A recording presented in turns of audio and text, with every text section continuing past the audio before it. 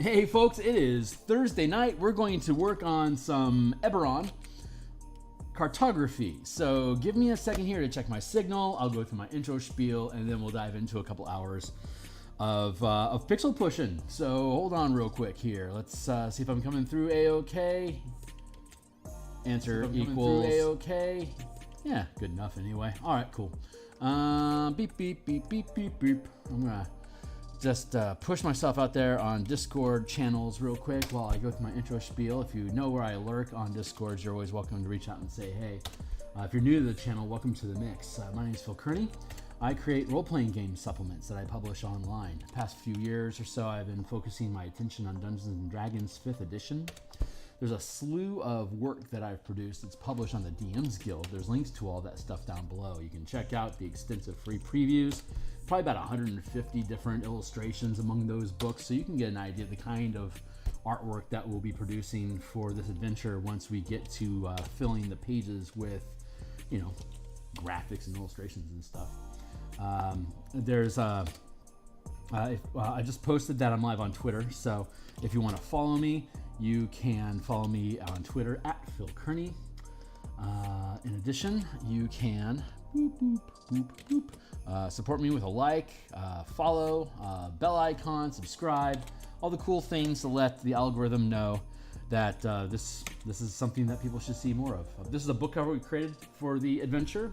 Crystals on My Bar is an Eberron setting, so we created this cover.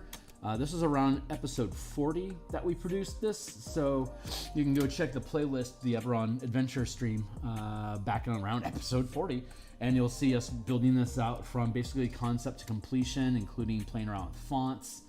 Right now though, we are from episode, since episode 50 till now, which I think we're at 144, for the past 5 months, we've been doing all the cartography that's in the adventure, and we're finally working on the last large map, which is the intro act 1, where there's 6 different plot hooks that are presented in this to offer different ways to thread characters' histories in a campaign into the adventure. It's also a D6 that you can roll for everyone, or for your whole party, or for each person in the party, to determine what their stakes are in the adventure and what rewards they get, and what bonus items, like magic items or information, do they begin the adventure with that other characters with different plot hooks wouldn't have. So if you're looking at doing this as like a one-shot or like a standalone resting campaign, before you guys move on to whatever's next, this is for 8th level characters at most. As a one-shot starting off in the final dungeon. There's a number of plot hooks that can just teleport you directly into the final dungeon for you to start, indiscriminately killing stuff and doing all the trap things and all that good stuff to find your way to the heart of the dungeon to defeat the necromancers and reclaim the artifact they're using to open a portal to Mabar and allow all the fauna and flora terraform the world around them as they're creating a Mabar space for them to be able to harvest different unnatural materials and plants to brew up different types of alchemy, or to use the actual soil of the plane of Mabar as a focus for darkness and necromancer magic. Like if you create a ritual like magic circles with this powder, you can do a ritual for those spells without having to spend any material. It becomes a material components. Instead of putting crystals on people's eyes or stuff like that to speak to them, you can just set them in a circle that you've cut out of this crystal. The crystals of Mabar, the grit, the soil. It's lifeless soil. It's undeath soil. So it's like a crystal, more kind of almost like Folger's coffee grounds than what normal soil would be. So you can use that stuff, you can just, if you put them in a magic circle of this stuff, you can speak with the dead, for instance, or raise somebody, bring them back with necromancy or stuff like that. As well as create dead, so you can use this powder to create massive summoning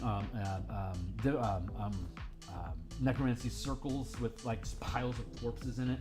So if you surround all the corpses, like a whole battlefield, if you surround it with this stuff and then trigger the ritual, you could raise an entire army of undead in one swoop.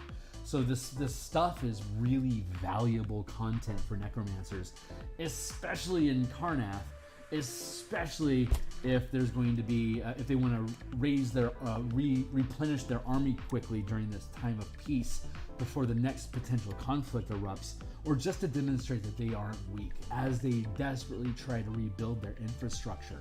So this is basically a refugee farm village. It's like the central small hub of a number of farms that are outlined in the area, like maybe up to 20 miles away or so. Numerous settler families. What are they? The pioneers, as it were. And the only real free space they have with any form of safety is along the Carnwood, which is north of the Talenta Plains. And with so much military degraded, the Talenta Plains are fairly open to halfling riding dinosaurs raiding in and hunting whatever may flow through that area. And so the borders of Karrnath are heavily compromised right now. So the sheriffs, the outriders, don't really have time to check in on people in these little refugee camps with like basically no history. They're just basically starting from scrap to create their own community.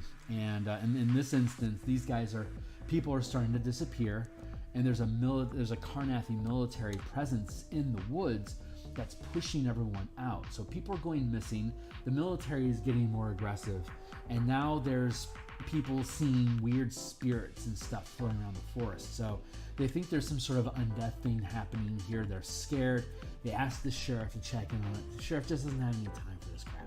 There's like 1,000 villages that are of unknown history and no known agendas that could be luring in the outriders to get rid of them, so that the Talenta Plains will remain open to poachers or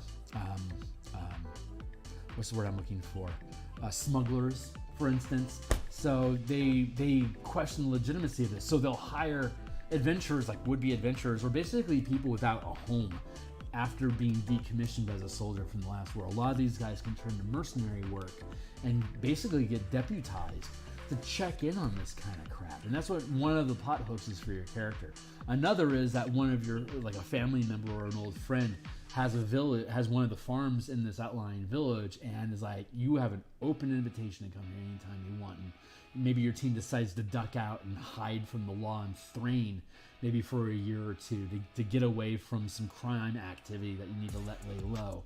Or you could be part of the gatekeepers, that it becomes their seers, their diviners can sense the growing presence of necromancy in this region. And so they send in gatekeeper soldiers, shifters, or like druids and ranger types, or wardens of sorts, to come and investigate this stuff, and they'll provide you with the spirit, like different spirit magic items to be able to contend with it. What's the word? Here, I'm gonna just go ahead and get to work, and then I can just keep talking about this while I'm painting, because I'm just rambling on here and having a good time. So let's set a 20-minute timer on our clock. We should get through 6 of those tonight, so we'll see what kind of work we can get done. Taking out the rooftops here. Yesterday, or last week, on Monday and Thursday last week, we filled in the color for the interior of the sheriff's, the constabulary. This is in the sheriff's office. The sheriff is an outrider that patrols a large territory that you're deputized by, but a constable is a local law authority over a small community, like up to, like, say, a village. At that point, you have like proper police. You would have like a town or larger population would have an official like full-time watch, like a city watch. But at this scale, with so few people, you basically just have a constable that is just basically everyone decides that guy keeps the peace, you know. So in this instance, she's this is her pad. This is the mayor's place next door. This is a commons area, and a door that leads in from the commons area into the mayor office, and then through a heavy curtain into the apartment of the mayor, And then there's a front door here that leads out onto a deck that is within neighbor distance of the sheriff. Sheriff has room for 2 prisoners, though it's wherever needed. We've colorized that. All these buildings are actually completed here. So what we do need to do is drop roofs onto these 2 rooms, these 2 buildings. And this is the main storage and granary, where all the farms collect their grain for it to be distributed out to the merchants that have started coming through here. There's enough of these camps set up over the past few years that it's become an enterprise for new merchants that are trying to create channels themselves after the war to help rebuild the infrastructure. It takes merchant caravans to help do that, to reconnect all the cities and separated from all the little villages that are in patches of just war-torn territory that are trying to replenish the soil there and desalinate it so that they can start growing crops again. So there's small-scale, caravan merchants that are willing to come through and act as a general store for these places in exchange for the lumber and the grain that they're producing that can be taken back to cities that don't have necessarily a lot of close resources, and there's a lot of outlying areas again that are still looking to replenish themselves. So there's a huge investment going into food supplies and interior storage, just infrastructure right now that's incredibly expensive for Karnath to deal with. So volunteers like you guys get picked up. There's also organizations that know what the artifact does that's used to open up the summoning the summon zone for the into Mabar. There's this artifact, the Eye of Mabar, that is used in the ritual to open up this permanent pathway or this zone to stabilize this manifest zone in Eberron, so that that area co-terminates, terraforms, and then remains as Mabar. It becomes basically like an open sword that leads directly into the plane of Mabar. So like gatekeepers want to shut that shit down. The Thrain diviners, their celestial angels have warned them that this portal has been opened and stabilized. So they want to send crusaders in to assassinate whoever is doing that and shut down the portal, because they don't want more evil in the world, because it's, Thrain, the silver flame church. It's a theocracy. So let me see here. I am working on, that is the guest hall. That is done. Again, I can just carry on and on because it's a cool adventure. There, that's the walls and stuff. That's mostly done. I still need to do the doors here. So why don't I do the doors here? Go down here and grab a door color. Bloop. Pan out. Drop back in. Unlock storage.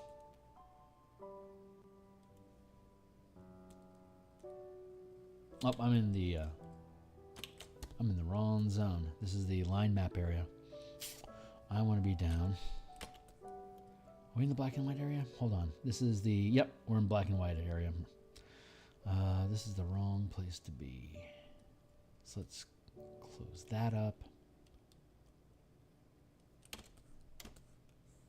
Tell me I didn't do that. Good. Okay, cool. So let's lock that. Let's lock the commons area. Let's stitch this shut. Now we're in the proper place. Thank you. That's all of it. These are the walls. Stone walls. Stone wall base, and then wooden walls. So let's put these all in. Oh yeah, they're all in their own folder called stone walls. So let's go with this. Call this doors.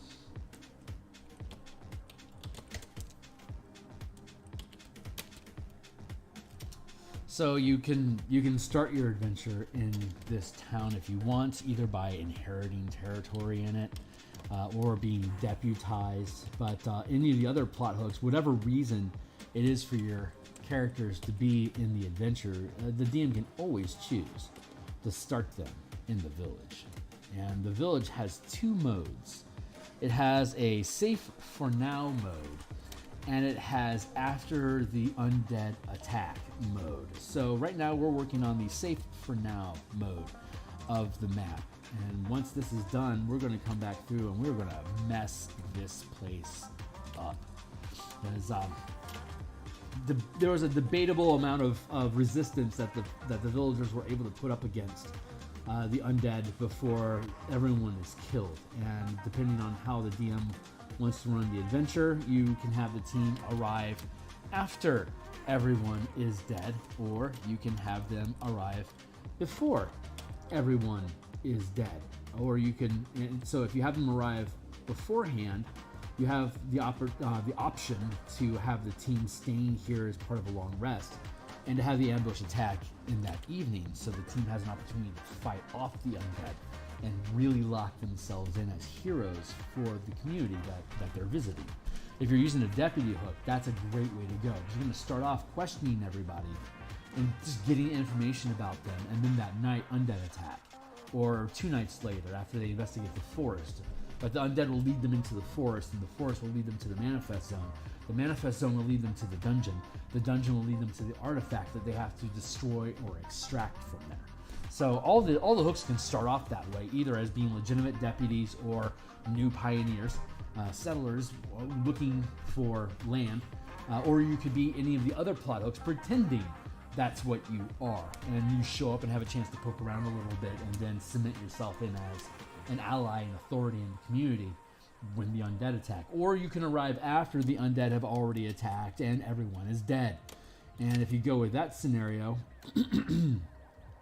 then your team can find clues and information about what had happened here by looking at what happened in each building, including the mayor's office has a journal of things that have been happening. So you can use that journal as basically a bullet point list of information that people that are alive, if they haven't been killed yet, just know. Like, this is the stuff that's been going on. We're concerned about it. But if you get there after everyone is dead, then the journal is there to tell you this is all the stuff that we've been concerned about and seen going on with the mercenaries, or rather the military presence, which is just a decommissioned platoon acting as a for-hire mercenary doing paramilitary work. And they got hired by the necromancers because the necromancers were Emerald Claw, which had authority over the military during the last war. So they have a lot of connections, and if your particular set of skills doesn't happen to be farming after potentially spending your entire adult life at war and getting incredibly good at combat, you're decommissioned, you don't really have a life to go to at all. You just never had that chance. So like, what are you supposed to do? Paramilitary work. Great, we need a gig anyway, so help us out. If the relationship goes well, there's other potential opportunities for them to get more work in the future, so it's easy to scoop up these groups. Let's grab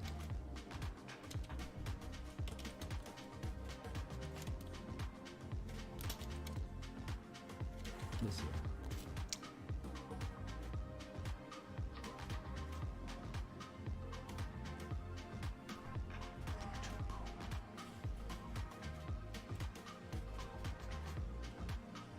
Close that up.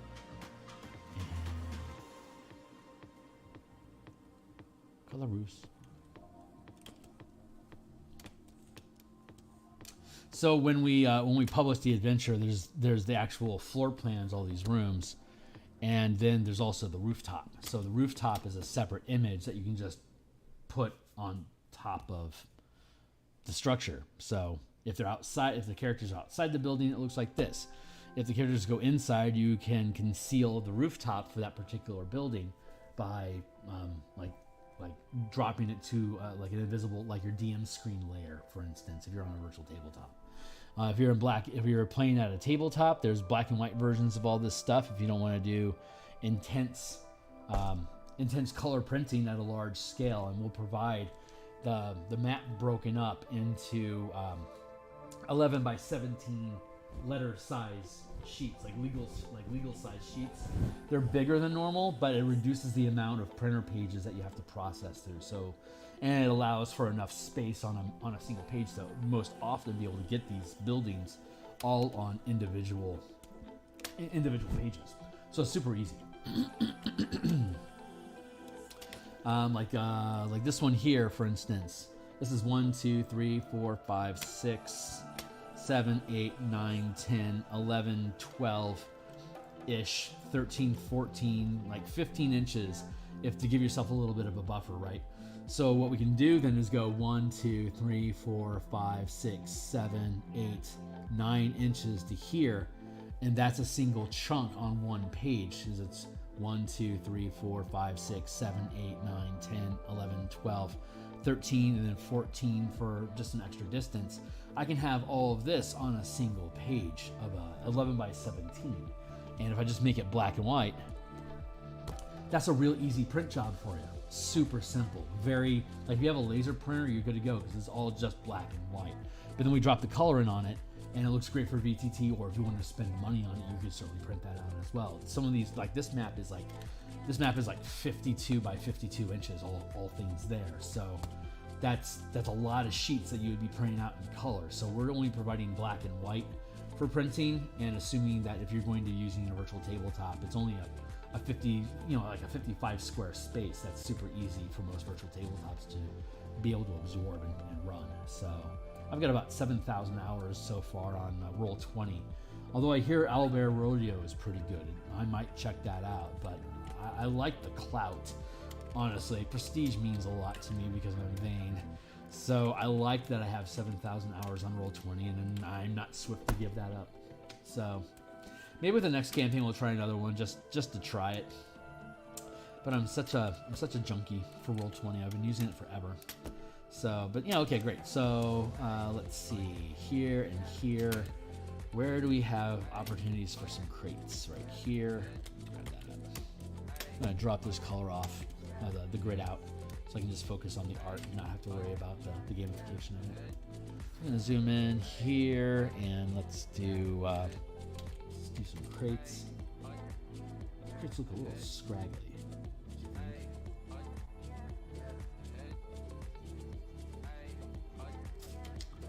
I feel like I kind of have a responsibility to fix that.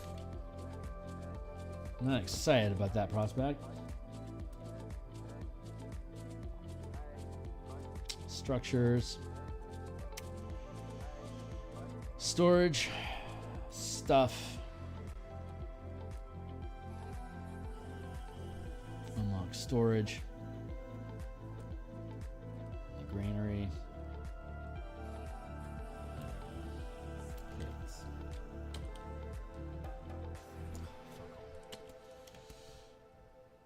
One, 2, 3, 4, 5, 6, 7, 8. 1, 2, 3. Okay, great. That's not so bad.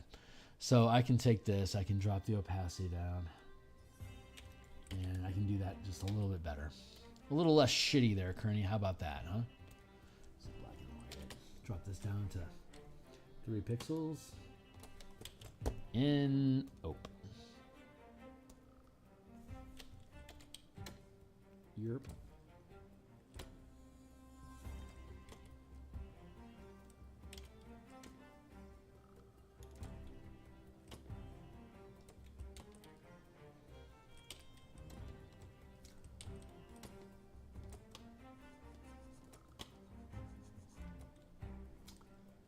And if the team doesn't show up before the undead attack, then undead attack. And they aren't ready for that.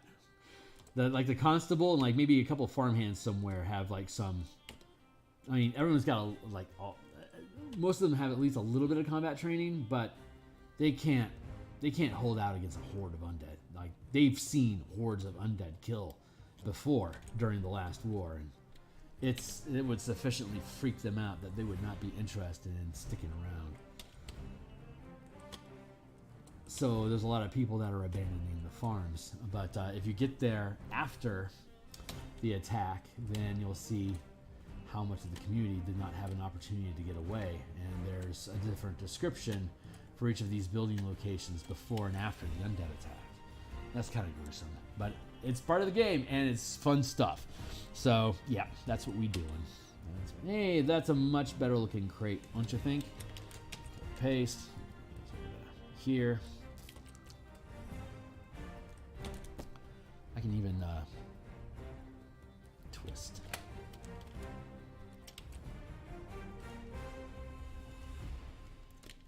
Maybe it wouldn't be twisted like that initially, but when we come back through after the attack, maybe then these can all be twisted up and knocked around.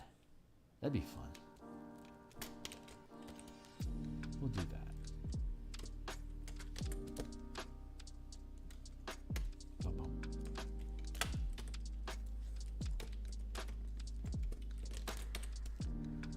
Paste. So if you're out there lurking, hey, how you guys doing? If you're catching this after the fact, if we've already ended our stream, I stream 8 times a week. I stream Monday through Friday in the morning before my day job, and then I stream on Saturday morning, a little later in the day, and then I stream on. One second. Huh? That's weird. All right, well, let's just merge it all down. Don't have to think about it. We're good here. Yeah, we're good here. Yeah? Yeah? Okay. It's alright, it's alright.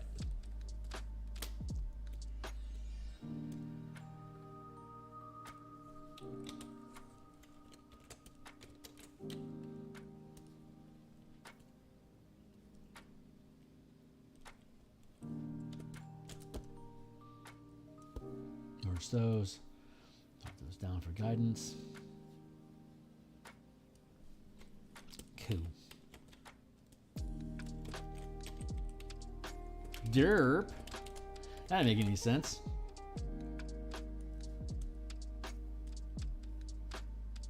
Let's see.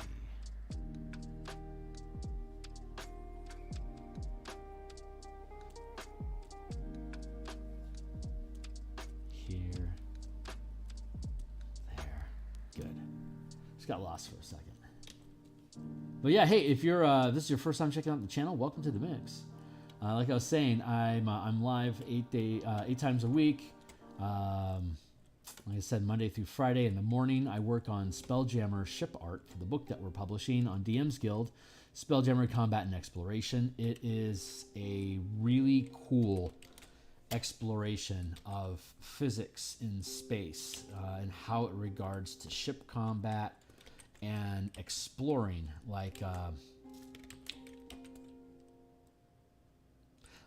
finding things in space, tracking things through space, and adding to the exploration pillar of adventuring in the spelljamming setting. So regardless of what type of system you use for Spelljammer or like Starfinder or any other system that you may, any other variant rules that you may use, like Wildjammer, there's stuff here that you can integrate in with whatever your preferred system is. It's just adding additional tools to basically a D20 format game, and lets you just have a little bit more mechanical depth in being able to suss out like gravity, impacts, large scale items, air conversion rates, being able to like how gravity wells work with like converting air envelopes from poison to clean air if you have two ships bump into each other, that sort of stuff, like how fast, like entering and leaving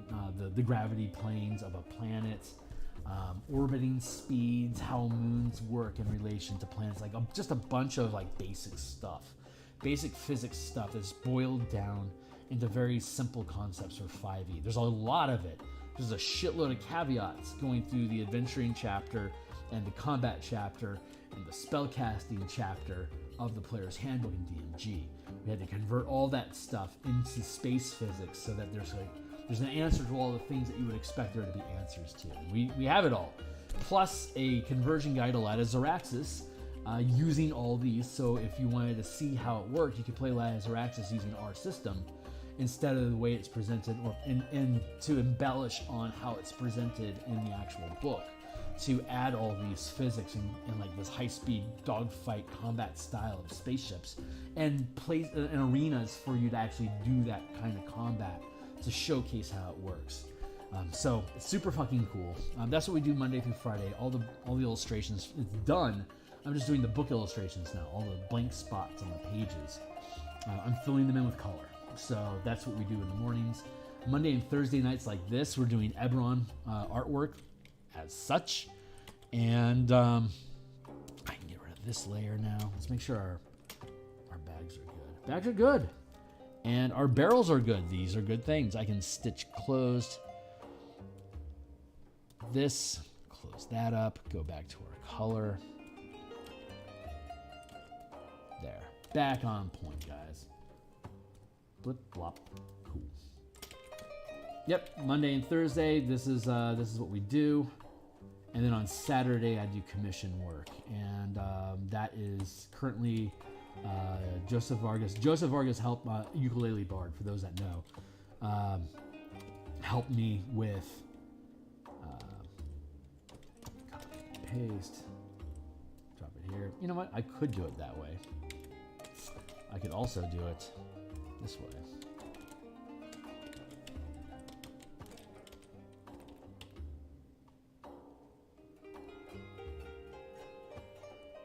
That was easy.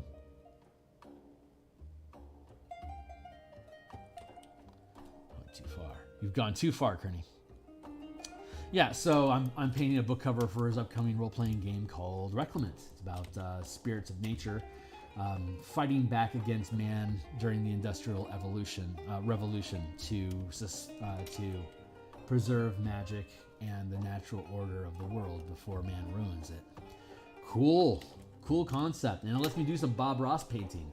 I love Bob Ross painting. I spent a year in 2019, thank you. It was 2019. I spent a year doing about 120 different Bob Ross paintings. They're all on my DeviantArt pages. If you go to DeviantArt and look for Phil Kearney, Filkearney, like me, you will find all my Bob Ross work, as well as some of the work that's in the books that are linked in the description down below. Plus some other stuff, freelance work that I've done over the years I thought was cool that I kept aboard, and other just random ideas that eventually turn into books like this. So I've got those eight sessions per week that I do, and once the Spelljammer book is done, then my morning Monday through Friday session will become the Spelljammer project, because when the Spelljammer art is done, the cartography will be done. It'll then be time for me to make all the creature and item tokens for the adventure, so that you have physical objects to share and unique art for each of the creatures and NPCs that are important in the game for the characters to interact with. Black and white for live action tabletop, or colorized tokens, JPEGs for virtual tabletop. And of course you can print the color ones out again in print if you want to, but that's expensive, so I don't assume that you would. Wooden stuff. We'll do the sacks of grain so we can pull off the rooftop.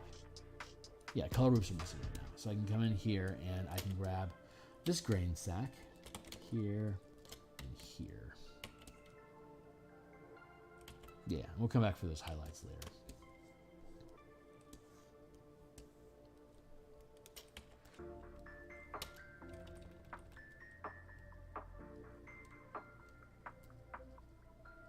I'm just going to lay this down as a big lump. It's a single solitary lump. All the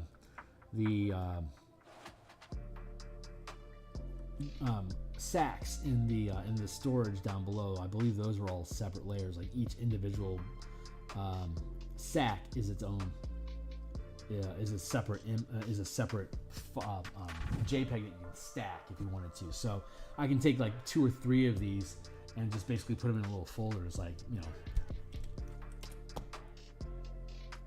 burlap sack icon, and include that in the map file that you get when you buy the adventure. You'll be able to thumb through the whole thing in the preview. You can read the whole thing, you know, spoiler alerts. But all the assets, you have to buy it to get all the assets. And there's a shitload of assets that have multiple uses.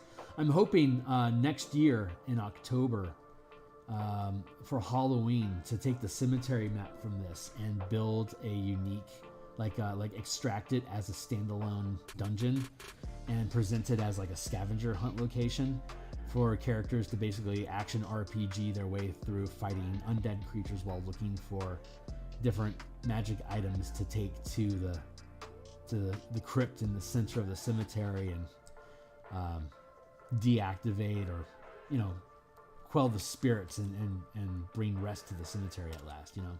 So like just like a little 3-hour hack slash adventure exploration thing. So, and you know, if you're planning on having a campaign, you guys thought that was cool, then you could find the secret door in the crypt that leads down into the dungeon where the necromancers are, and you could extend it out to another 1 or 2 days depending on how you want to play it. So you have that 2-map option that you can play together, and you can just keep adding maps from the adventure onto it if you want to, so you can take it away from being just like a one-shot look-see and, hey, this was fun, let's do more of this crap, and then, you know, you can keep adding on to this adventure. And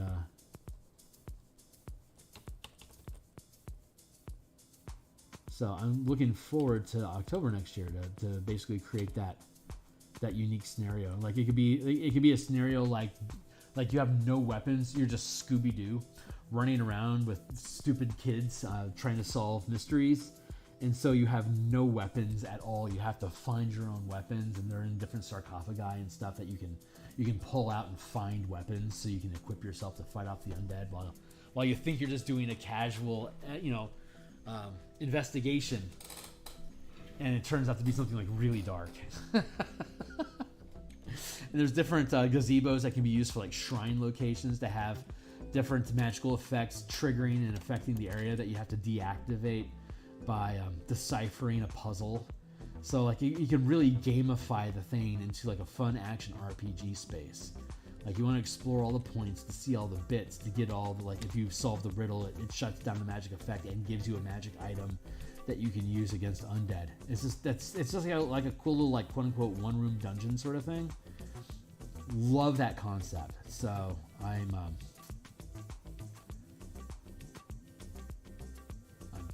kind of compelled to explore that space, to play with those kind of ideas.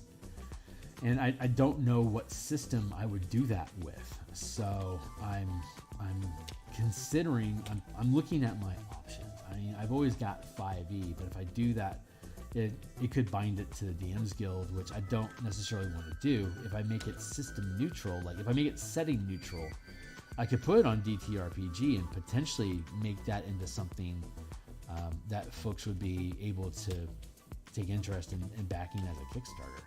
It's like that's a pathway I can take of building maps, like really large one-room dungeons like this, like 70 by 70 inch map spaces, and then making unique, like tournament style, one shot, like Adventure League, like a Adventure League one shot sort of thing,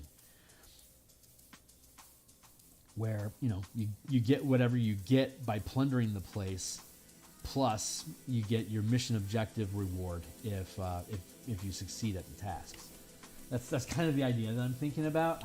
I haven't seen anything quite like that. I've seen some one room dungeons cropping up, and they're cool, neat, trite little ideas that are basically like the kernels of an idea that you can basically drop onto a single page. But I could go that path, and that's an interesting idea. It's actually a very, very, very interesting idea.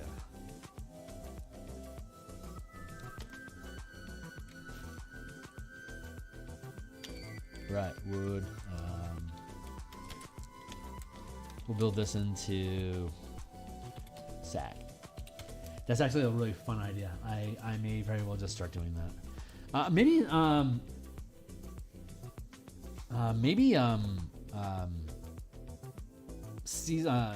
Kristen Zoich, maybe CZ had. I know he makes really big maps, but I don't know if they designed like little action RPG setting concepts out of it or not. I'll have to check out some of this stuff to see if that's true or not. And I did not fill in the door. Why didn't I fill in the door color? Let's go back and fill in our door color. I'm missing a door color here. What's up with that? Wait a second. Why am I missing door colors? There we go. Oh no, they're there. I'm just blind. Guess I can't see color. There you go. That's cool. Let's go down to here, and this is wood stuff. So this should be where I want to be. That's wood stuff. Doors. This is where I want to be. Right here.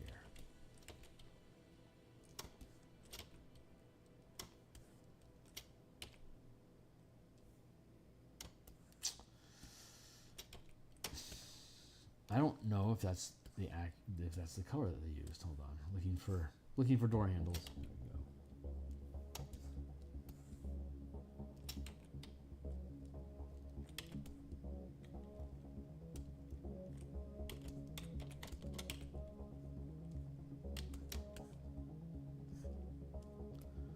Good here. Okay, let's go back to our struts.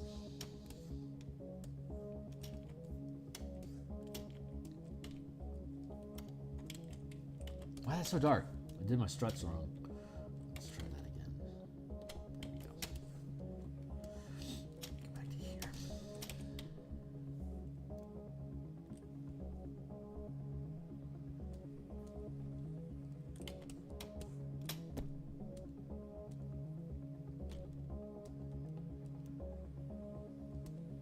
Cool. Struts. Struts.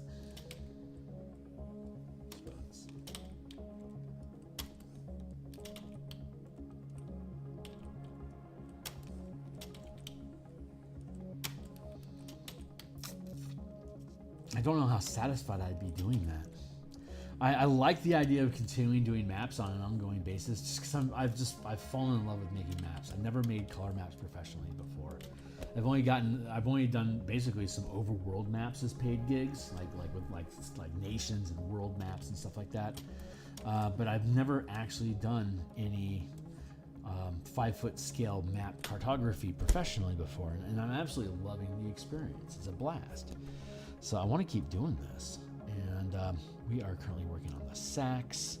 So I'm going to go down back in here, grab my highlights. Here's my highlight, my shadow.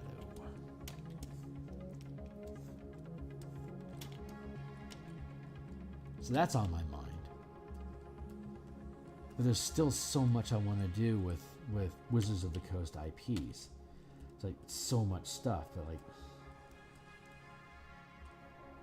starting to think about Kickstarters, and after I get some of this work out, like Kickstarters might be a realistic thing for me to be able to produce, because I've got all this demonstration of me producing content. So it's like the risk factor is null. It's just more of the same. Show up and hang out. If you're a backer, you know, open up a Discord for you guys to hang out with me, and you know, we can play test stuff and compare our notes and hang out with me here when I'm painting. It just sounds like a kind of a cool thing to do. So I want to build in that direction. So I need to. I'm putting it to the universe using the best prayer of chaos magic that I know, to fire and forget, to let the multiverse decide if it's something that I should be doing, and if it is, how. Looks like I have decided to shade, and I've merged my layers somehow because I'm rambling to you guys and not really paying attention. Luckily, it's not important. So, get back here, you. There we go.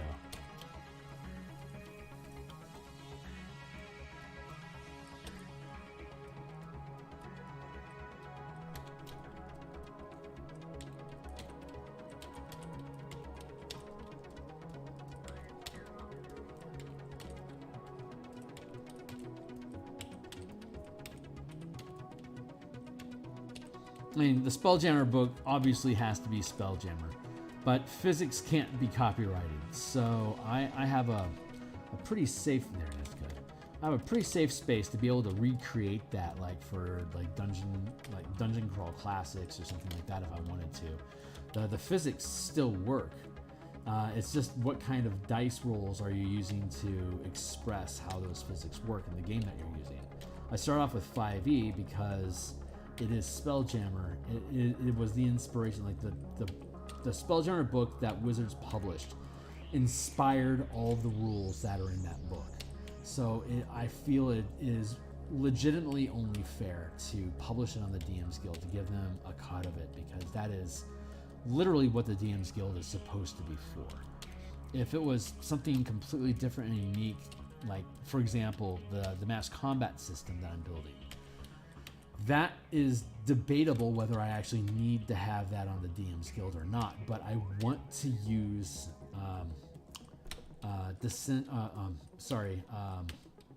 the Dragonlance campaign as the example for how these mechanics work, just like I'm using Light of Xeraxis to demonstrate how the Spelljammer mechanics work. And that puts me in a place where it's like I'm going to be stuck on the guild for years, literally until 2025, doing this. And at that point, I kind of want to get into Kickstarters, doing adventure stuff, like the action RPG map, like the Adventure League concept that I just was describing. I kind of want to get into that kind of a space, but at the same time, I want to do a shitload of stuff for Spelljammer, because Spelljammer was the first box set that I bought back in '92, and it was a dream of mine to do Spelljammer stuff, and I never really, I wanted to be in Dragon Magazine and Dungeon Magazine is what I wanted. And I was only 16 at the time, and by the time I got into college, I was just out chasing girls and stuff, so I wasn't really thinking about, getting into Dungeon Magazine anymore.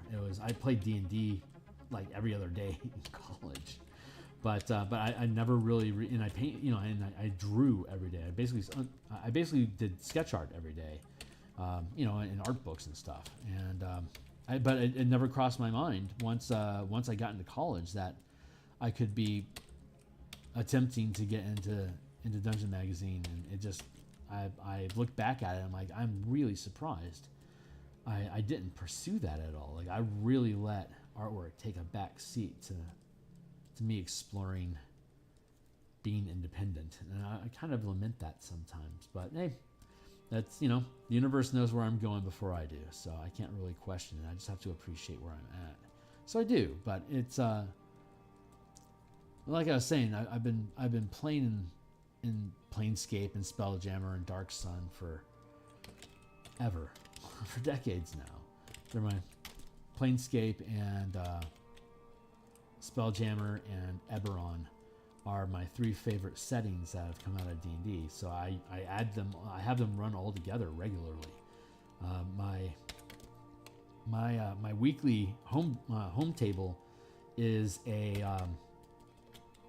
Planescape Eberron space opera campaign using Spelljammer as the foundation for how fleets and the spelljamming works. So there's all the airships in my camp in my world are each of the nations are on a separate asteroid that's orbiting the detonated core of the planet Eberron. So the morning region of wild magic in where Sire used to be in the basic box set. The rules as written Eberron, as it were. In my setting, the morning is the detonated core of the planet, so you can fly through the core of the planet to the other side of it to speed up getting around the planet if you need to, if you don't want to go all the way around, or if you're being chased or something, you want to try to dive deep towards the core of the planet. The wild surges and the wild magic becomes more and more powerful, to the point where you are just distorting reality with thoughts at the very core of the planet. And That's like where beholders get created and stuff. Like they're just nightmares are just dreamed into existence there. So if you leave the detonated each of the nations and continents, like different chunks of continents and stuff, are all their own floating asteroids. Some of them are clustered together as like a shattered moon, while others are really spread out like an asteroid belt. So all these little areas have what we know of Eberron society and nations, but are now depicted as a space opera asteroid base, where all the ships they have coming and going are spelljamming ships, and that's how commerce happens, by flying your stuff to another asteroid to exchange for goods and services there. And like the dwarves' Moorhold is actually a massive asteroid mining colony. So it's actually at a different elevation than the other orbiting, like Solona and Arganesson are like further down towards the core of Zendrick and Arganesson, the wild magic giant and dragon realms. They're closer to the core of the planet than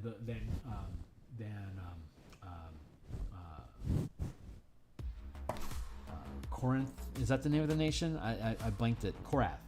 So the continent of Korath and Sarlona are at the same, and Valinor, where the elves are from. Like those three continents are at the same level of elevation, and then Sarlona is further, and Moorhold is further up in elevation, closer to the tier of Sybaris, which are just these massive, like mile-large crystals that resonate psionic energy. So Sarlona is super close to that, and the Moorhold dwarves will grab asteroids or crystals out of orbit and then mine them and then distribute those resources to the human realms further below. So it's this cool little ecosystem going on, and if you drift out further from that, you get to the moons of Eberron, which aren't moons at all. They're just portals, massive portals that you can fly through to the world, the dimension, like Mabar. I forget the name of the moon, but the moon is just a giant hole that leads into the plane of Mabar. So when it's a new moon, the portal is closed. When it's a full moon, the portal is completely open. When the portal is completely open, things can come out of it. So sometimes you have to, like the Thrain, the Silver Flame has its own paladin fleet that flies out towards Mabar, and I forget the name of the other plane of basically the abyss, where evil comes from, and they basically fight them in dogfights and star battles to keep them at bay. So it's just all this super cool shit that you can play with as a space opera campaign.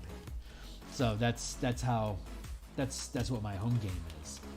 Currently, it's in its own little side pocket. It's in a time travel campaign. So it's not dealing. It like has no direct engagement with the space opera aspect of the campaign, because they're trapped inside of this time bubble that keeps them stuck on this little backwater village in the middle, deep into the heartland of the asteroid community, so they don't even know they're on an asteroid. But as the campaign goes on and they start manipulating time, they'll realize where they're at, and that'll lead into the next campaign, because they wanted to play Spelljammer in the next campaign. So once they figure out what's going on, they'll be able to access the space opera aspect of it and start playing Spelljammer again. So, this is a new crew, so this will be the first time that they're playing Spelljammer.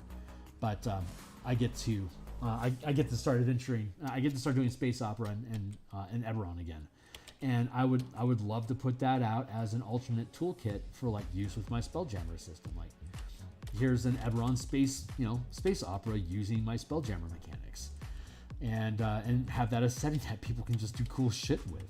It's like this awesome thing.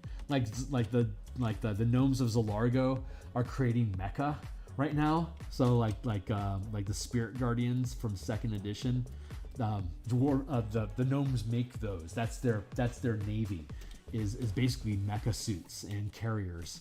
So like they're nightmares. Don't fuck with them. But they also supply most of the high Magitech space combat stuff, like Karnath. Like Karnath gets all their fighter ships from Zalargo. They contract them to build them. So they have a really good, like, Zalargo is basically a neutral party to all the other nations, and happens to also be a weapon manufacturing hub. So everyone knows that that Zalargo builds weapons for everybody. So there's a lot of spy stuff that happens in Zalargo between contractors and stuff. Different nations trying to find out what other nations are commissioning the gnomes to build for them, while the gnomes themselves are continuing to work on innovations and creating new things using their Magitech artifice. So it's super cool stuff.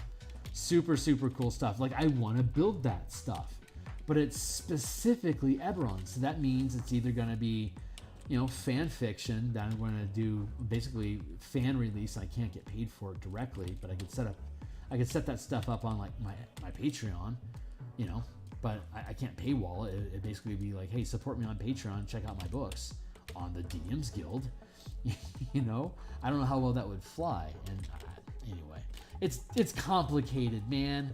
I love these settings so much. They're my absolute favorite settings. So I want to actually honor them and use them by their first name.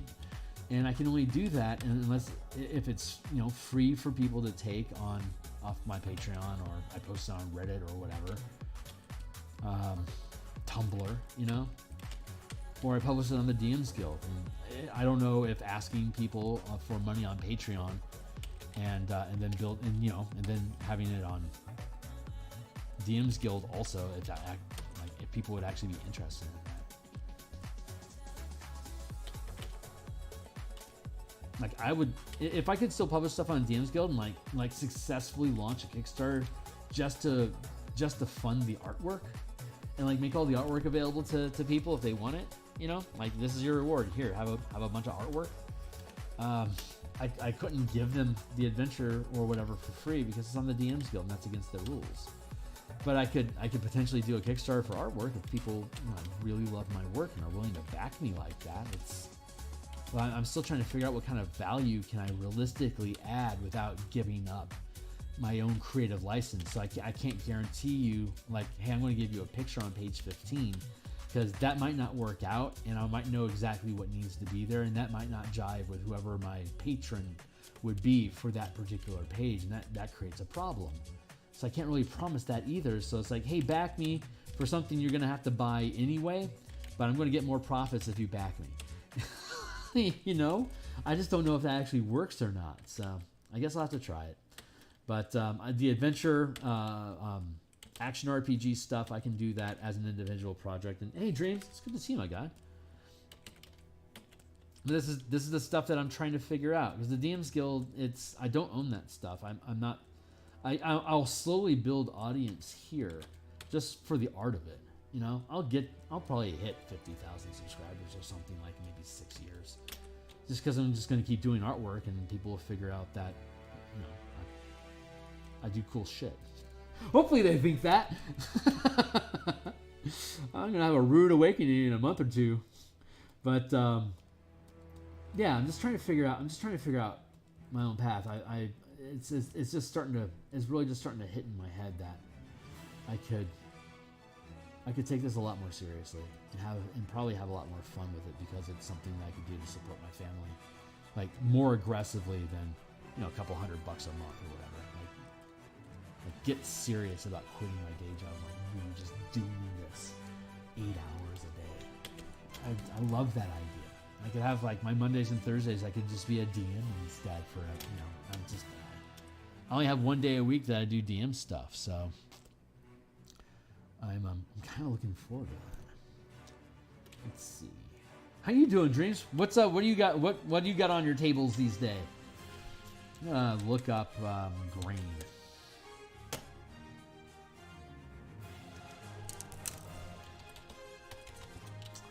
Pile of grain.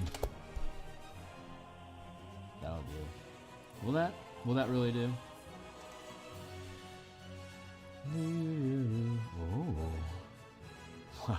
Hello. That'll do, pig. Bam.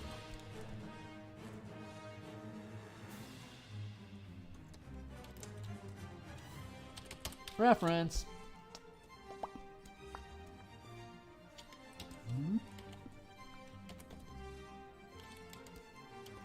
Mwah, mwah, mwah.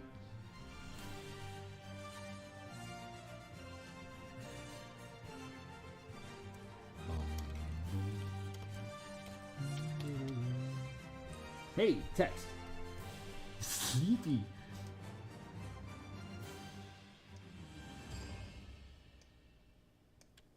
There. Live text game and oh man, right on. Well, hopefully I can help bore you to sleep.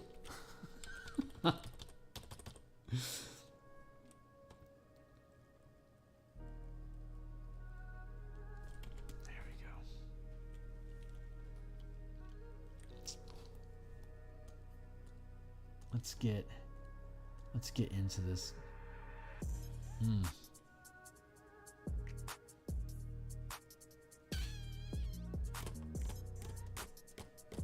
How do I want to do this? Do I have I have a timer going, right? 8:03 here in Seattle. Yeah, 8 minutes to go. Good. I'm thirsty, so I'm like, why am I thirsty? What's going on with I'm drinking some grapefruit Fresca tonight.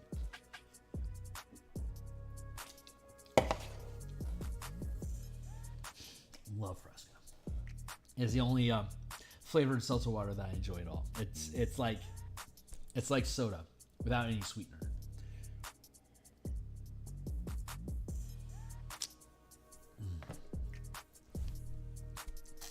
Love that. No weirdness to it. No sugar. Just, well, a little bit of sugar, but is it? No, it's just natural flavors. Hold on.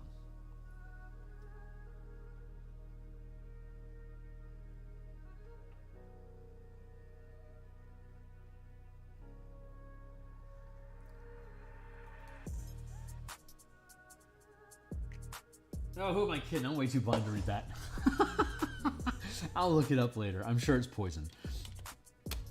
I was always under the assumption it doesn't taste like aspartame or anything, so it doesn't have any calories. So I know there's no sugar in there. It only has like 1 carbohydrate, so like that's just like natural flavoring. But it's so elegantly done.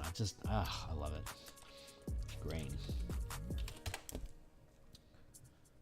Let's go to our reference.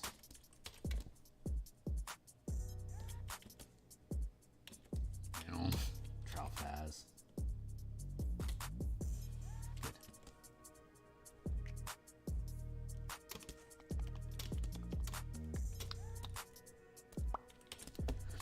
Let's use a different brush.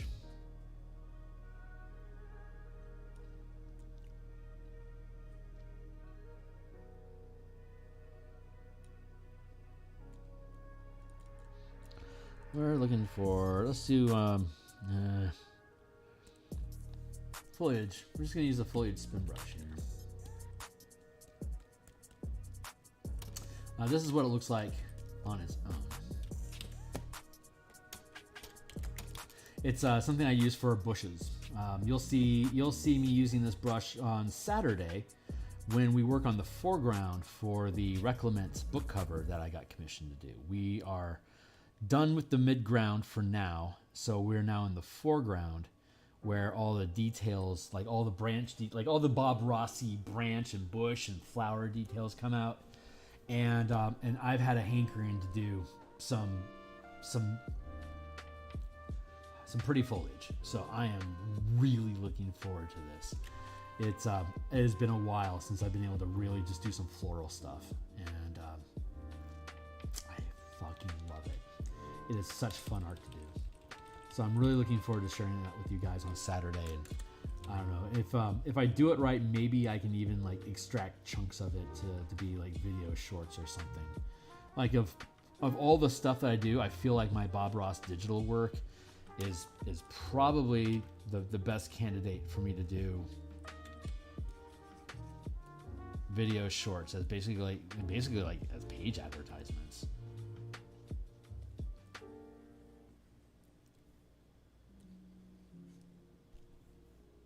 I think like go to Reddit pages and like just drop them as links for people to say, hey, here's some Bob Ross, like the Happy Little Tree, like the Happy Little Trees subreddit It's got like 6,000 people that hang out there. I could easily just drop a video short link in there and show, you know, and demonstrate how do I build brushes, how do I use different like brush configurations to create different types of floral patterns. How do I duplicate his snow effect, his water effects? I could cut those all up into pretty easily into like little 90-second segments, and start really promoting this stuff as an art channel. Even though I do a shitload of D&D design work,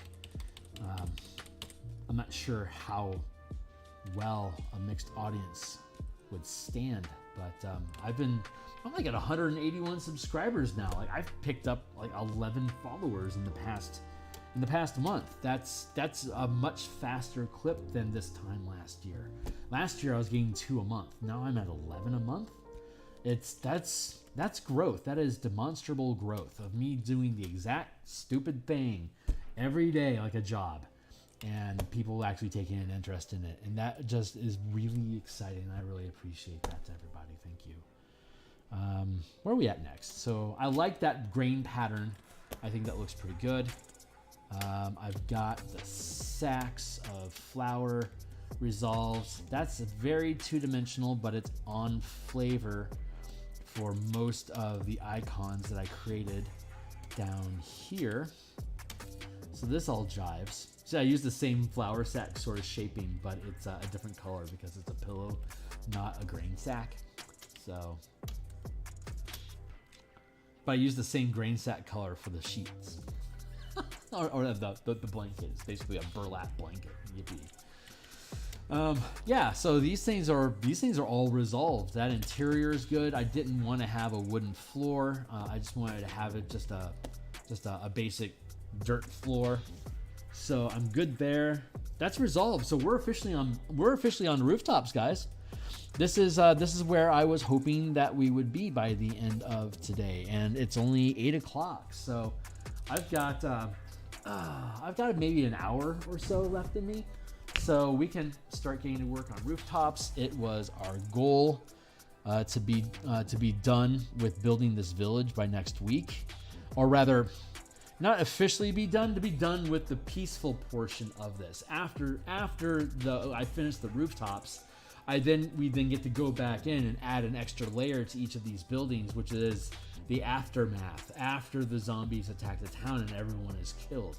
I get to throw these, all these boxes around, and put like puddles of blood and dirt, grime, just random bits of gore. I get to stack up all these benches into barricades and like little fortresses that they tried to survive inside of, and like anywhere there's indoors, I can fill up with Lotharia, like Vulpina Lotharia, and plague moss that's just growing. These are some of the different plant life that we created for the Eberron adventure here to represent the terraforming that Mabar is doing inside of the Carnwood, like this unworldly type of fungus and crystalline growths start happening, and it radiates this eerie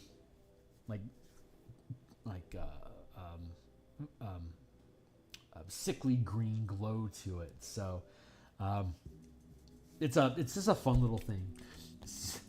So why do I have? Did I push the entire floor at some point today? I must have. What the fuck?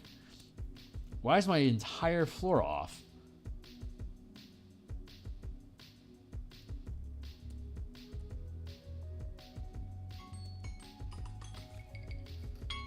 Oh, that's right. I was down here at one point.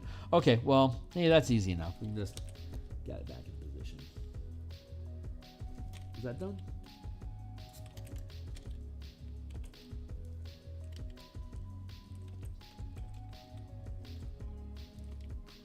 We good? Is that right? It's all right. Back on point. Double check over here. Yep, we're clear. Cool, baby. Ground colors, I should probably just go ahead and lock that down so I don't do that again. Not that I will make that same mistake. I'm going to stand up and sit back down to rearrange my feet. I always sit on one of my feet, either my left or my right, and the left arm on my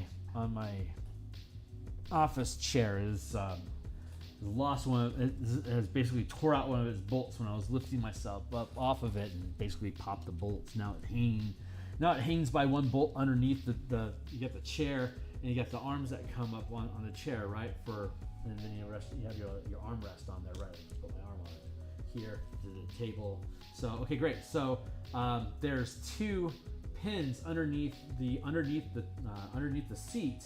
There's 2 pins front and back that hold the structure of the armrest, and the front one's popped off.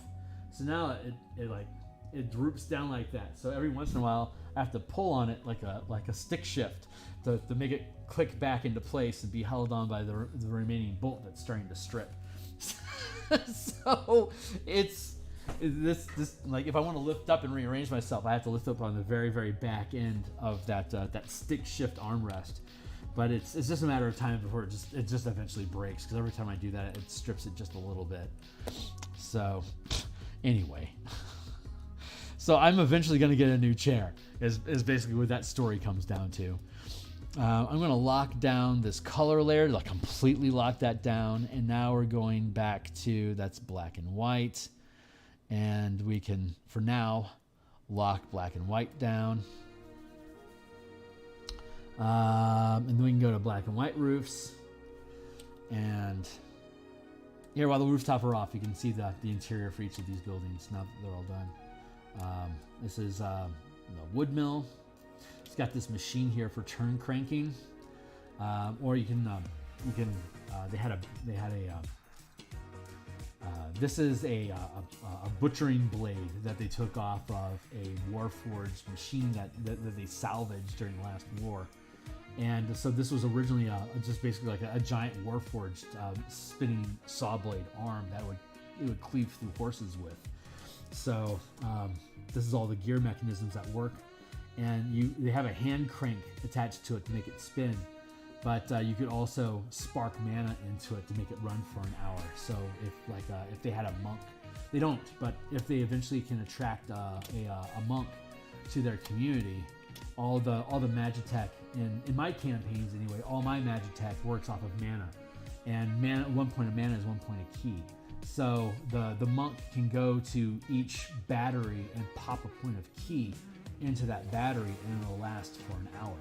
So if you're a sufficiently high level monk, or like take monastic initiate to gain an extra point of key at first level, so you've got 2 points of key at first level, you could be a very basic monk and be able to every hour basically recharge 2 facilities. So if you have a monastery in your community with like say 8 monks in it, and that's basically 16 mana that your town has at their disposal to power different type of Magitech items. So this would be one of the items that they'd be able to charge with Magitech. And let's see, was there anything else that they actually needed? No, that's the only thing that actually needs any kind of a mana spark to work properly. They could have just an enchanted flame in the forge in each of their ovens if they had like a Way of the Four Elements monk that had like elemental attunement or all those low cantrip disciplines that they could pick up instead of like say first level spells. They could learn disciplines that are all cantrips to just be able to power the town and then save their key battery for like I said, mana tech. And they earn that way. They become living batteries, and that's how they earn their place. And how did I bump this thing again? What the deuce? There is something really weird going on in my reality right now. Hold on. Let's see what the hell is going on. I'm totally serious right now.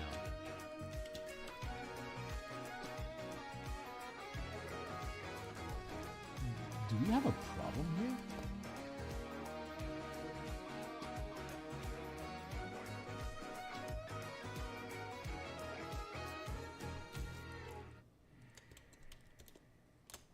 Okay, so grass seems to be okay.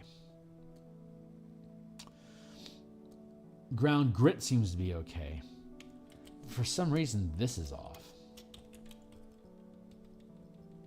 Yeah, okay. Now we figure it out.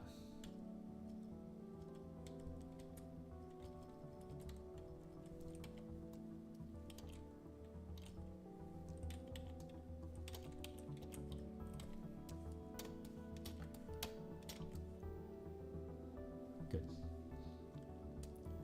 Let's grass back in, and okay, now we can. I'm having a goofball kind of day.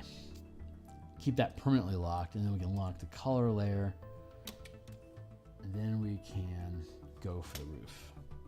Yeah, monks. That's how I use them in my Eberron. Like that's how they earn their keep. Is that's why they're so they're monks are very prevalent in my Eberron games because they're just a living battery of mana that they can dump into whatever resources are there. They're just valuable to have. And then they perform all these civic duties. Like not only are they providing battery, but they have a reason to go from area to area to provide that battery power too. And they can take a short rest while they're just casually walking. So they're basically just doing street patrol, making sure kids are doing cool, helping anybody that needs to move something. Like they're just being civic servants, helping the community with whatever it needs while they're on their way and making their rounds to the next place that needs some pops of mana battery to keep going. And then you have a night watch that keeps the light source active by just basically hitting them with light cantrips and like permanizing things on stone. So like super basic stuff, but it's a role. It's a society. It's a role that they can play in society. And as older people, they can get into the Zen mindset and start. They're too old for combat, but they still have a strong will and they still want to help their nation. So older people become monks. And then once the last war ended and there's this large glut need for infrastructure development, then all the young soldiers can then move into monasteries and they're being able to channel their military practices into more of a militant monk sort of academy, as it were, while also gaining this mana battery to be able to help the citizens as a large to retain their sophistication, their mana power, their magitech to remain civilized. So that's the thought. That's the idea that goes into it. So let's do some rooftops. Now we're color rooftops. So it's been a while since I've done this. We have to come back and I need to refresh my memory on how things do. I think here's the blacksmith.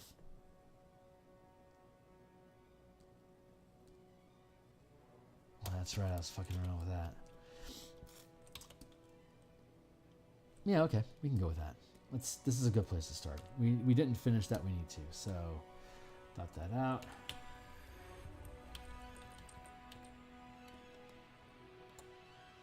Dreams, if I've bored you to sleep, I hope you have a good sleep, buddy.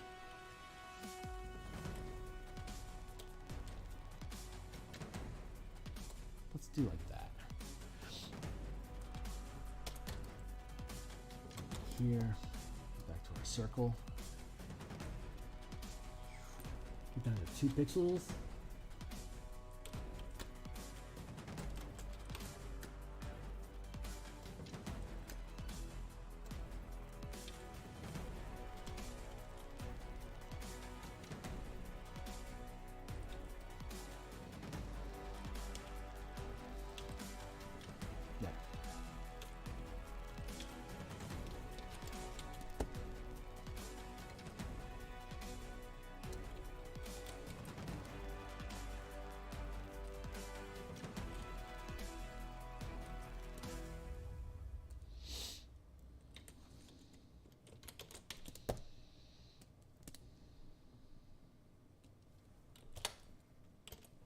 Yeah, pretty close.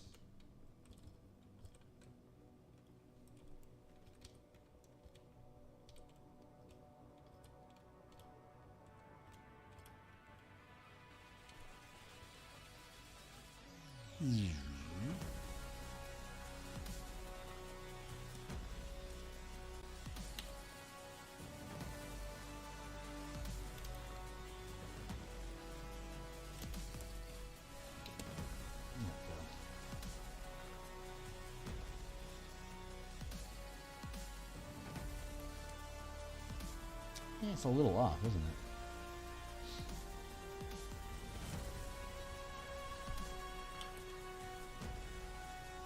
Oh, that must be why.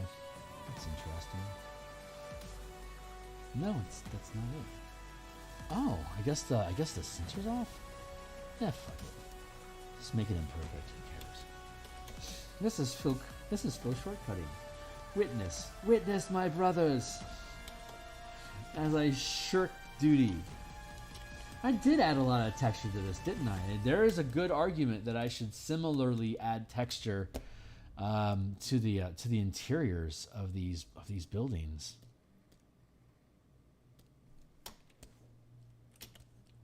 Like these are wooden planks. I could. Ooh, God, there's some slop there. I really do need that in.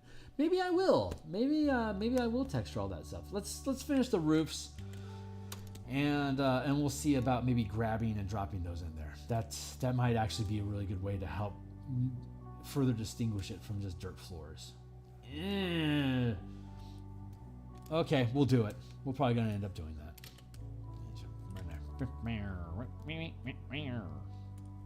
It's for the good. This is one pixel here. I just do some splurtled lines, and then I grab my smudge brush and just tug at the smudge. And then I put in some new smudge, and I just there. Kind of just blends down into sort of a wooden looking thing.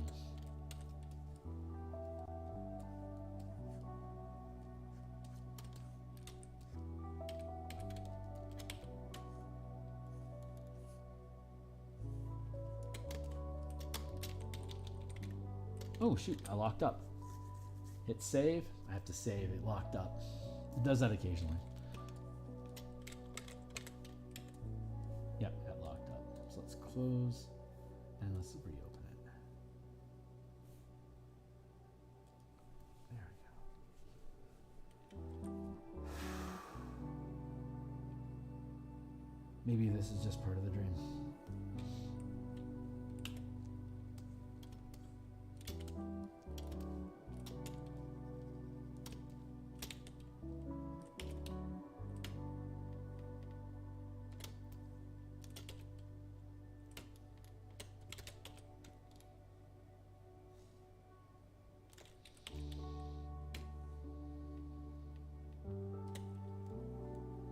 Down with that.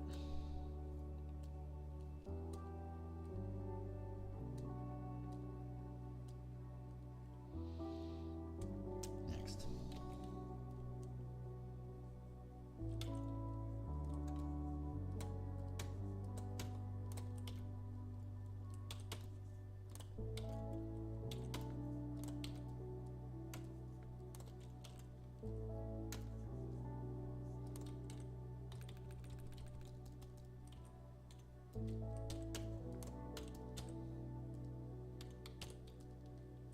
Nitro, if you catch this is your fault. I'm going to end up doing those damn floors. I thought I could get away with it, but alas, earwax. I think I'm done. They pull me back in again.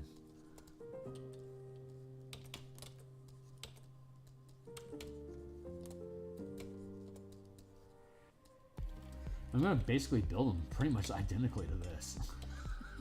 It'll be very much the same.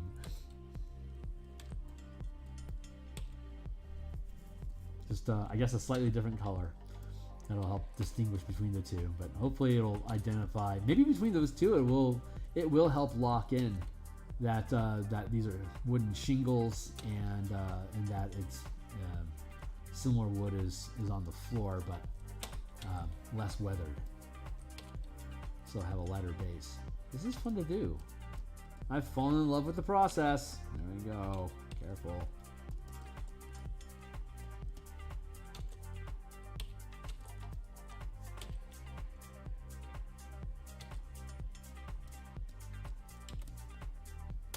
Left and bottom.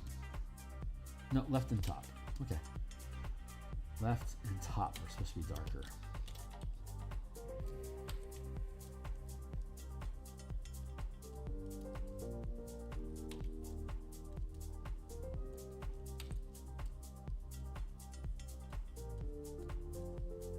That's fun.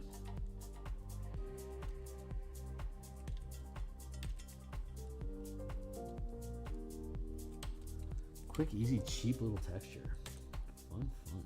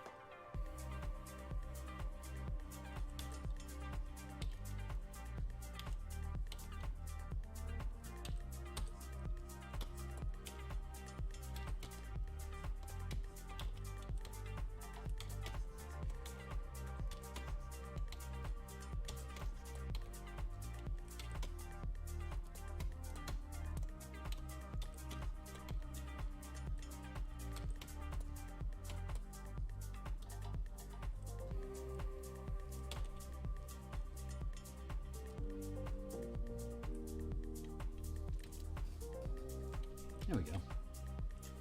That'll work, big.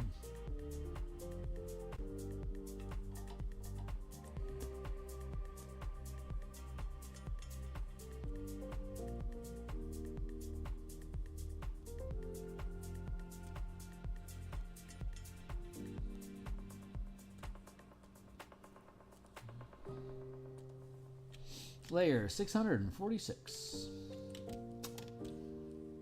Yep.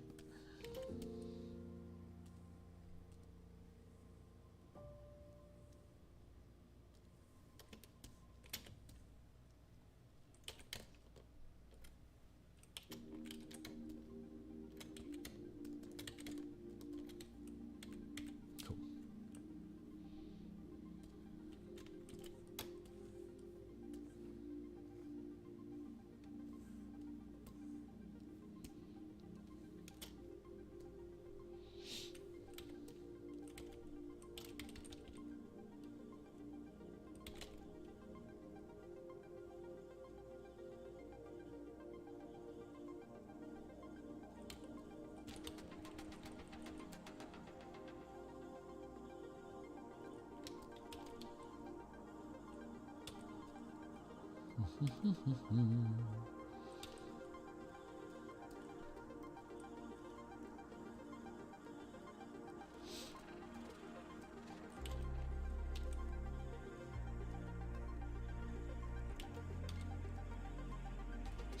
This is such a cool book.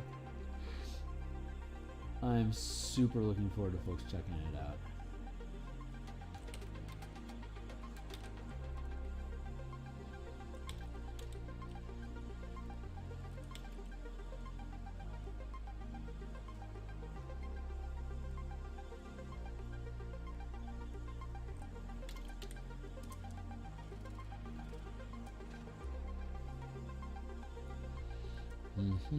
Looking for my wedge.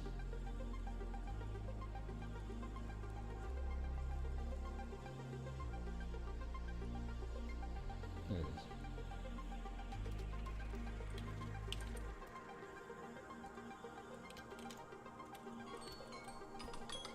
Nice.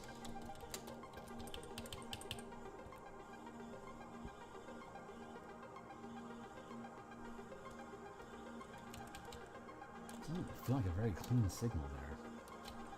What am I missing?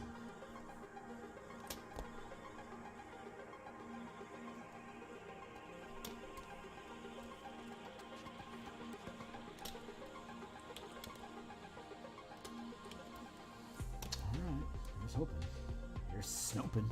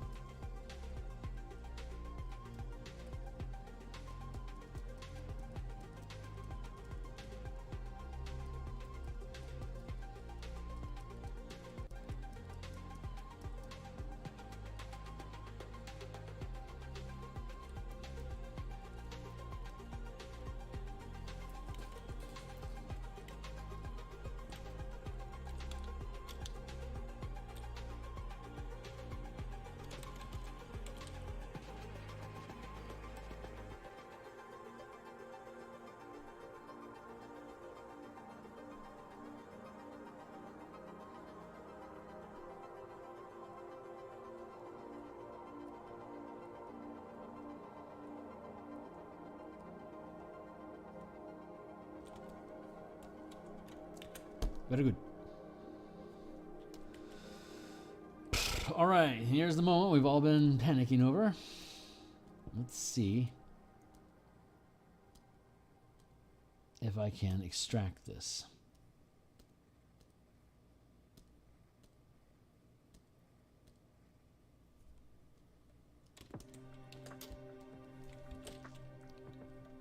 Stove.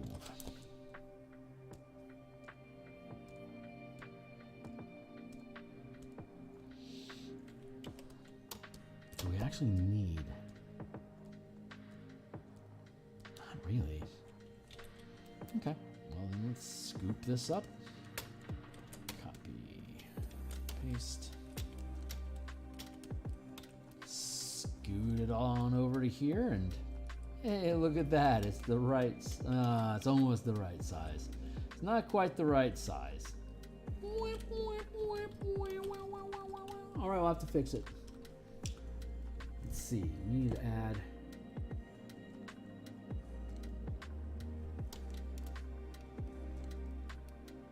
Do we really?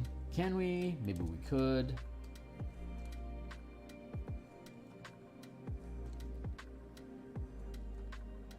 Can we get away with cheating it like this?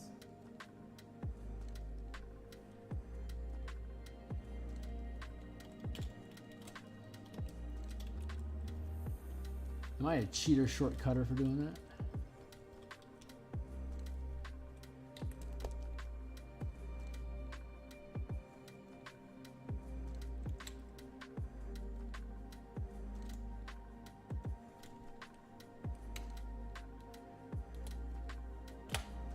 Instead of hand drawing it all over again at the proper size, instead just cheating my way into just expanding the size of it so it's inconsistent. Like these are bigger than this.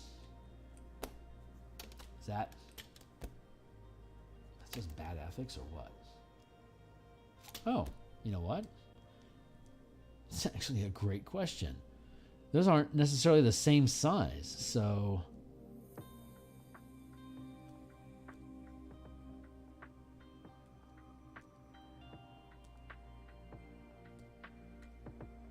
okay. Let's duplicate that instead. Let's see what happens if we do that. Holy shit. You don't have to cheat after all. Look at that. God be praised.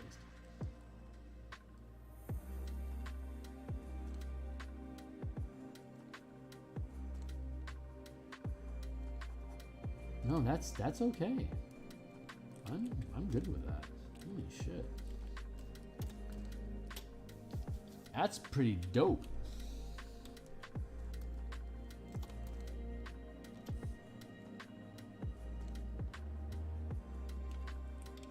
I will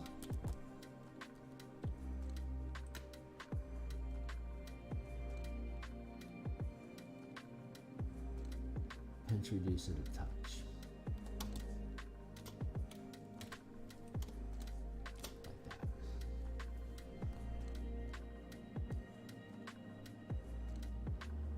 Woof, woof. Alright, we actually have a problem here. Let's see. We do need to make this point. We need to break this here. Oh no, that's okay. Then it creates this this overhang. That's fucking brilliant. Okay, on board.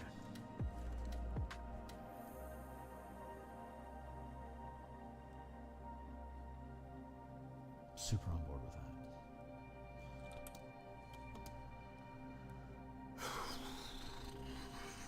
It's off center now.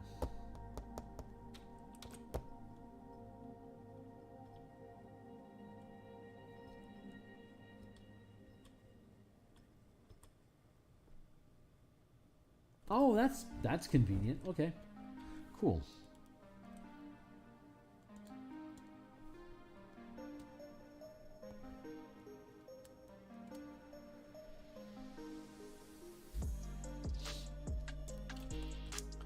That.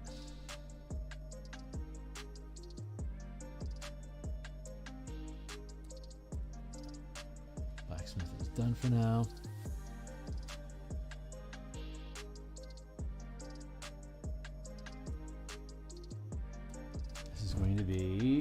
the commons.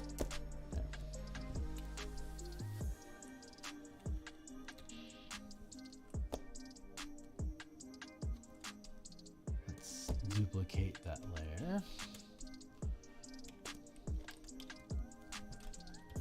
Let's do that again. Merge. Merge. Don't do it. Oh no. Merge. Merge. No.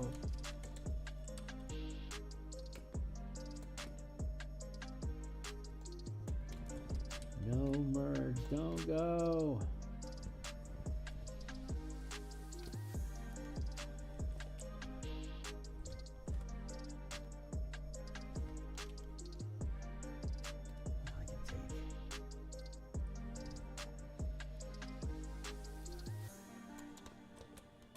Chunk of this.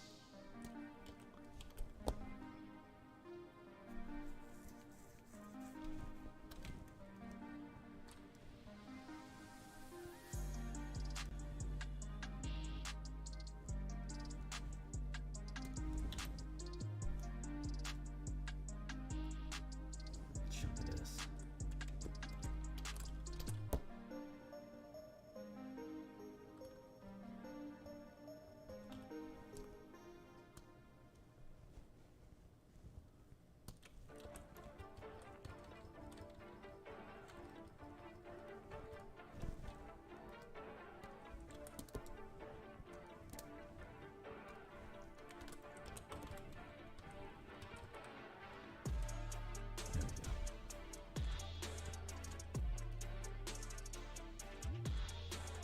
Who would do that?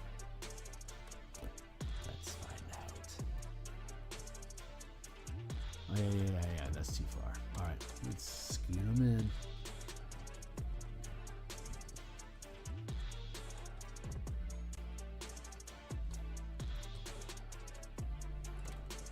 There we go, and then we can really dab in there.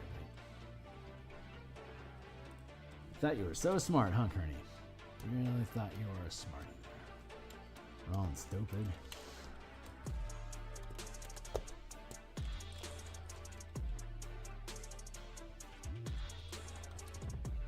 Oh, yeah, that works out.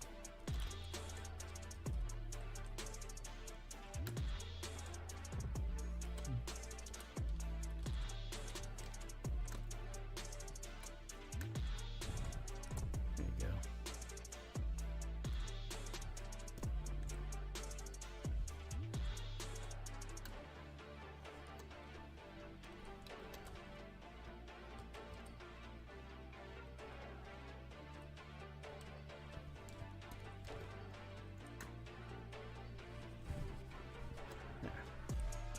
That was easy enough.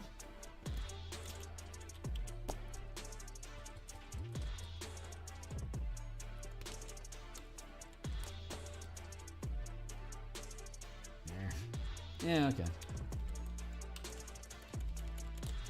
We're still good. Yeah, looks great. Not bad, not bad. So let's see.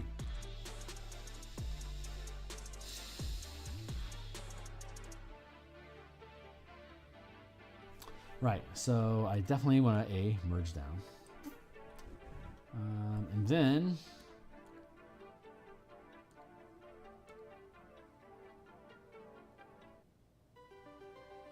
back on roofs. We have to take this into account. Here.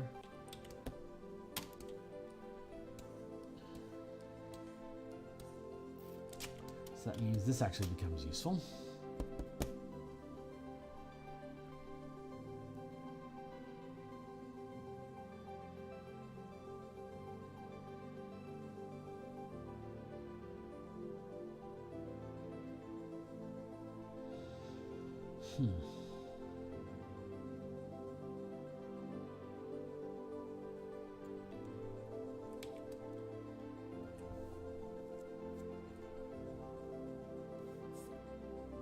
Figuring out my next move. Don't have to worry about that quite yet. So I am punting. I am running away and punting. That is what I'm doing. I'm going to work on other things. And it's 8:45, so I still got a little bit of time to do that. Let's see.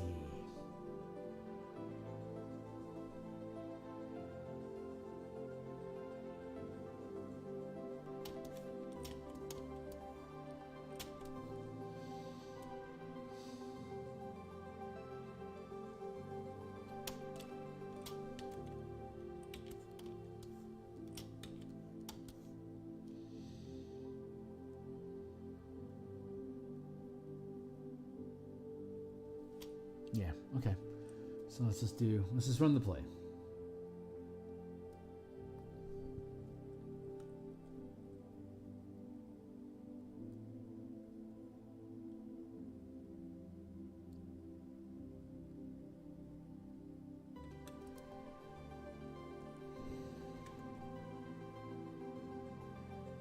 No, you know, let's just duplicate the top.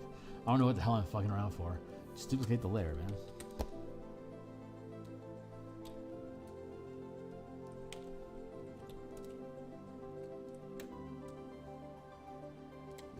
No, wait. Like that. It's important. Oh my god.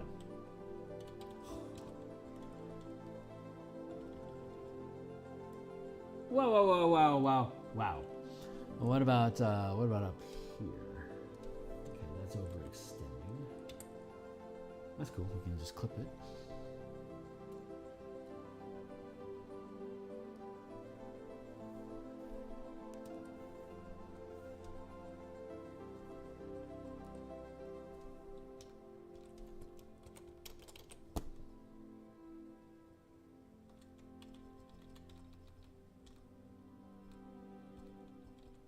Oh, God, that worked out. Sweet jambalaya.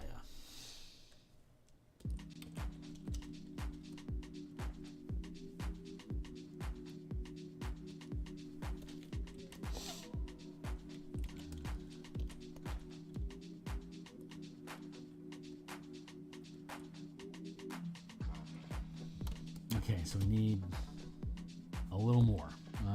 Let's see. How do we provide more?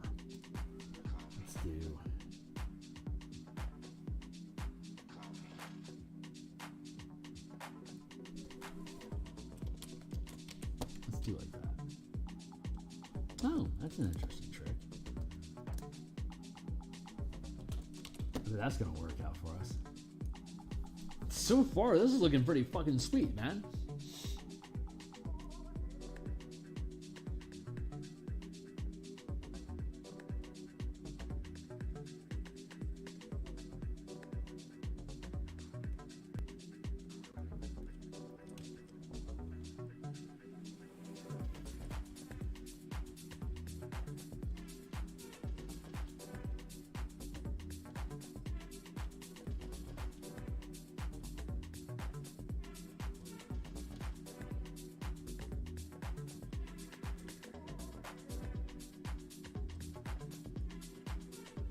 Okay.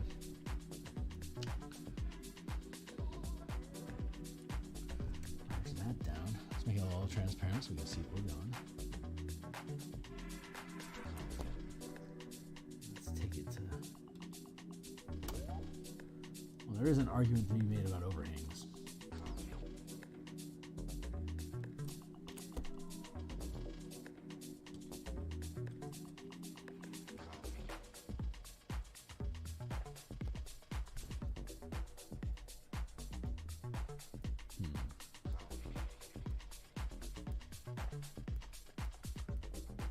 Nope, totally legit. We can just go ahead and clip it. Nope, wait. Shouldn't clip it. Should have done.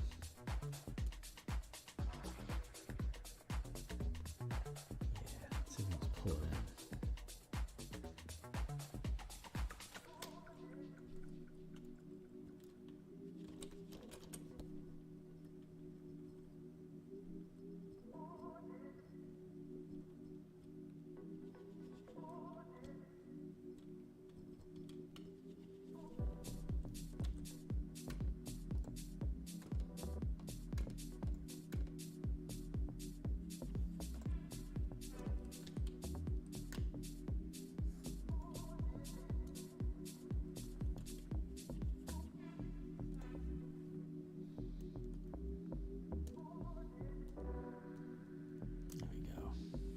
Merge down.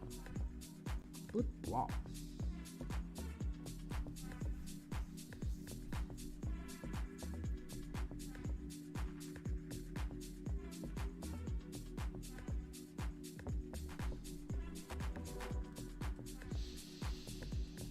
Next thing we do, feels like surgery. I mean, this is a job for squares.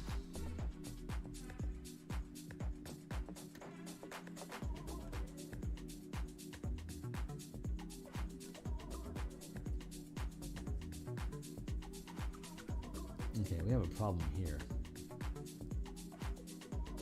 Should be able to resolve it though. So let's put this guy back to full. Let's get this back into the picture.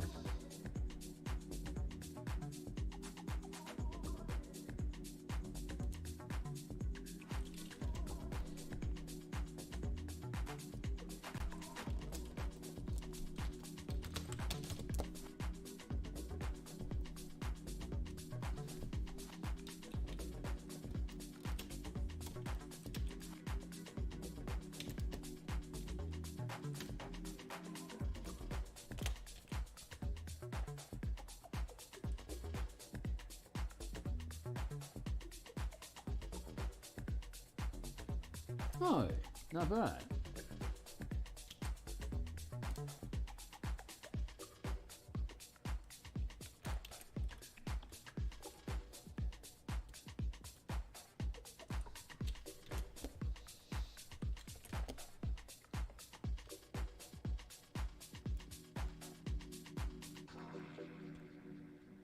Oh yeah, that'll do. That'll do nicely. This is going to be pretty easy for us to build this one, I feel.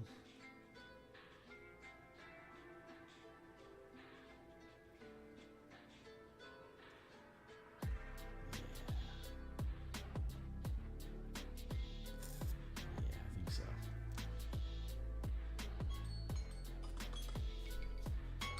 Where are we at? 8:50. All right, this is only gonna last 20-minute burst, and then we'll be done. But we're gonna keep playing with buildings here. So let's see if we can get this guy figured out.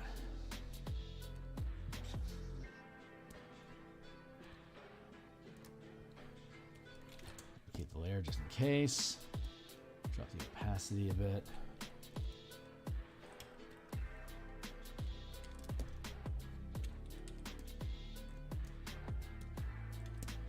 Actually.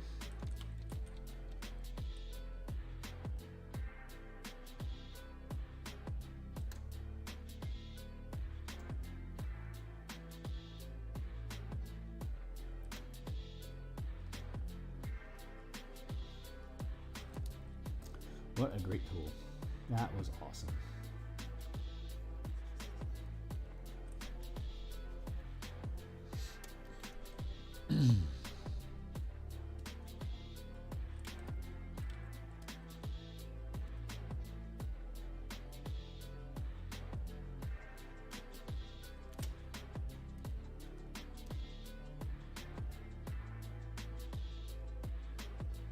Oh, you know what? I don't need to do that anymore. Looking at it.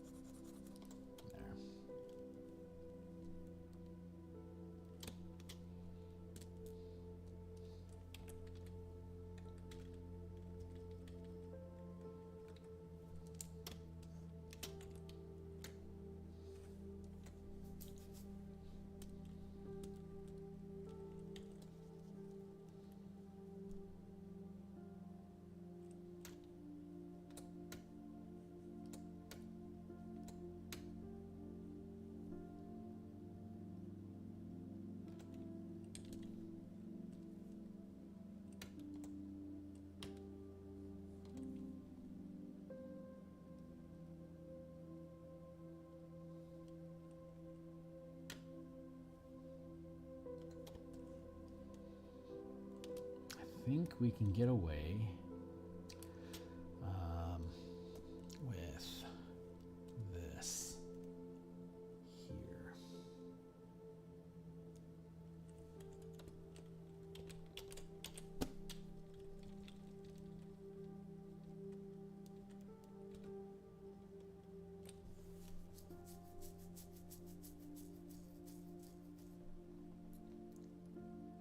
Oh, so nice. And that end piece to the far left is right here. I need to just, you'll see it.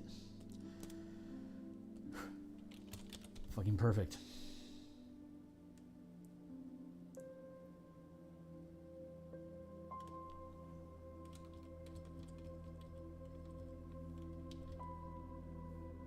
Oh, God, it clicks into place so nicely.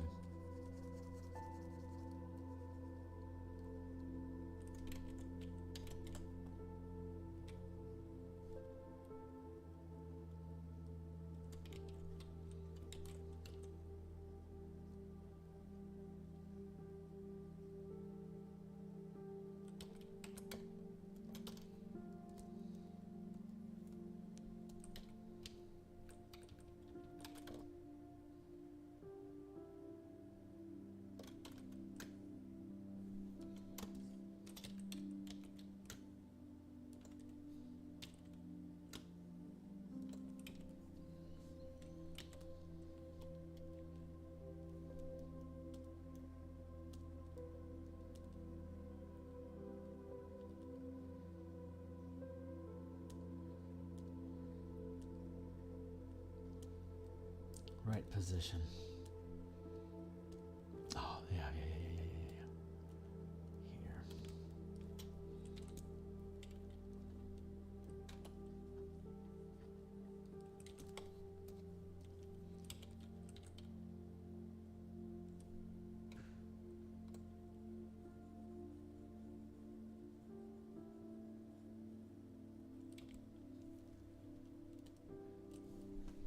Excuse me a moment.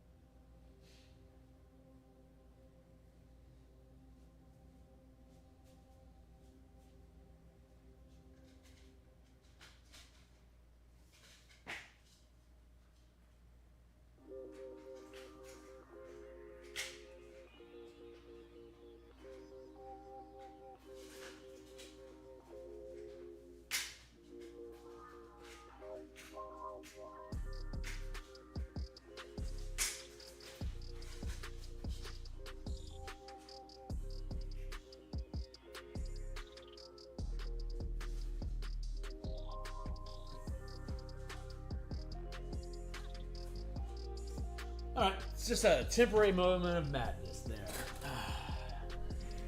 Some weird stuff going on outside today. Just needed to check in on it. You know, that doesn't feel like the right color, after all. I feel like I need to... How am I going to do this? Okay.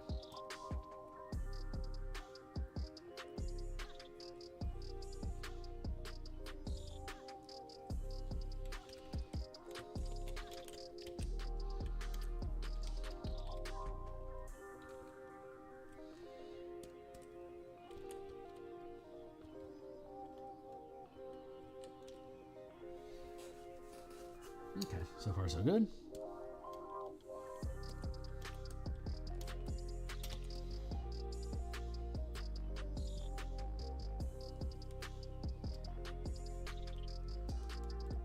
Perfect. Ideal, actually. Let's drop the opacity so we can see what we're doing.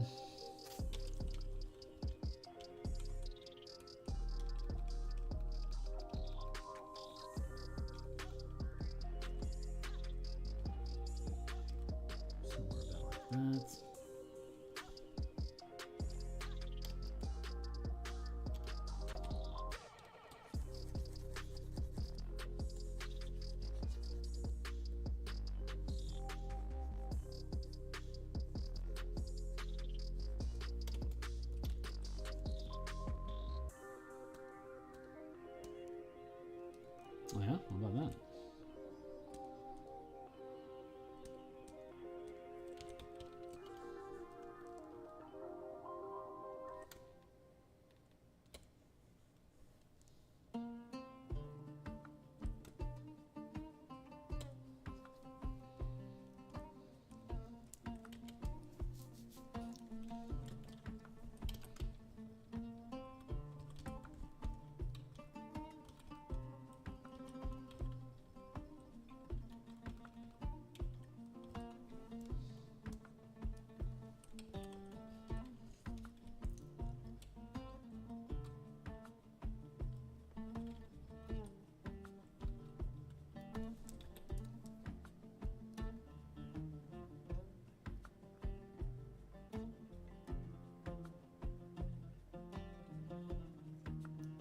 Why are these not lining up? Ugh.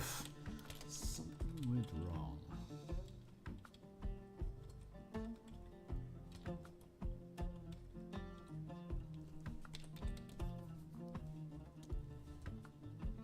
Alright, we can fix it.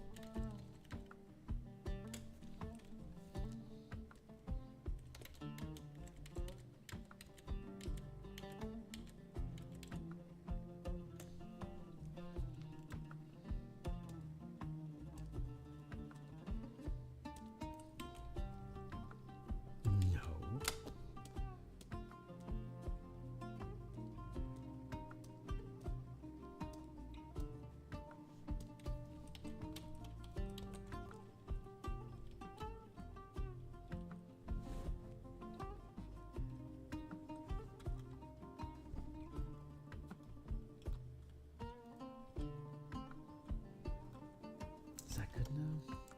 Seems like it's right. Let's check it.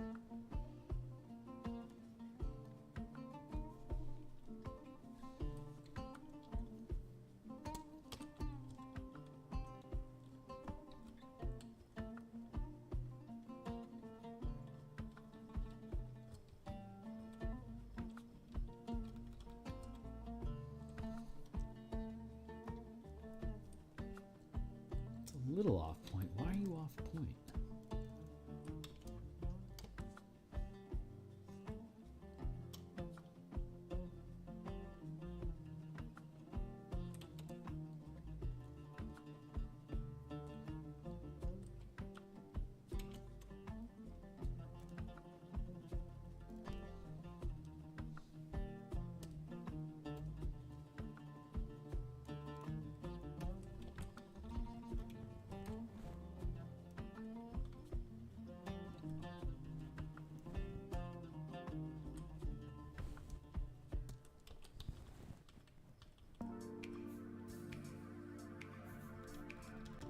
Aha!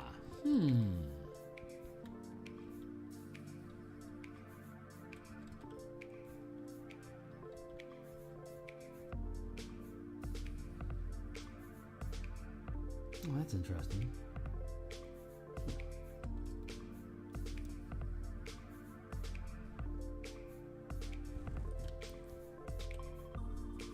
Feels like this is a different length over here.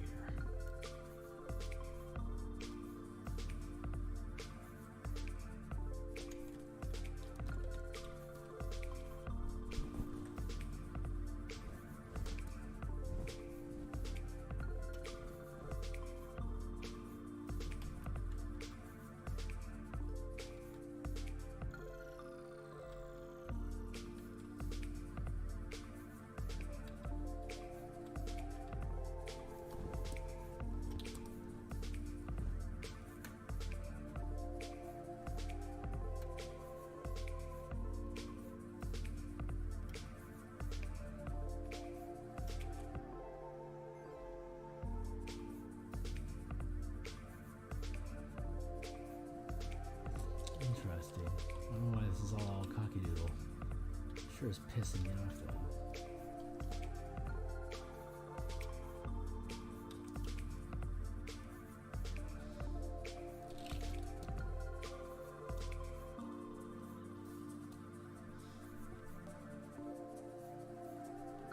Yeah, okay, everything's fine straight so far.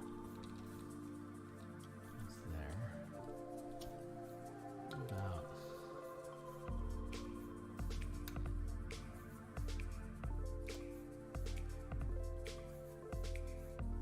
warp it.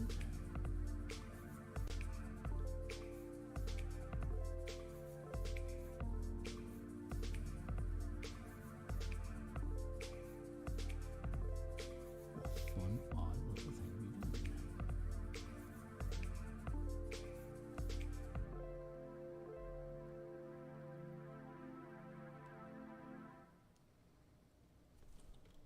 Well, that's not precarious or anything. Huh.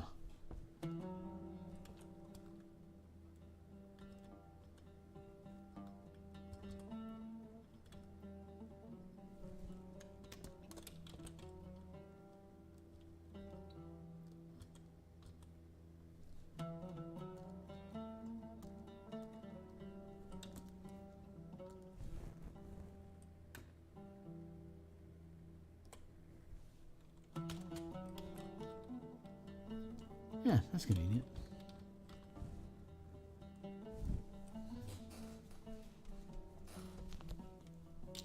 Now we can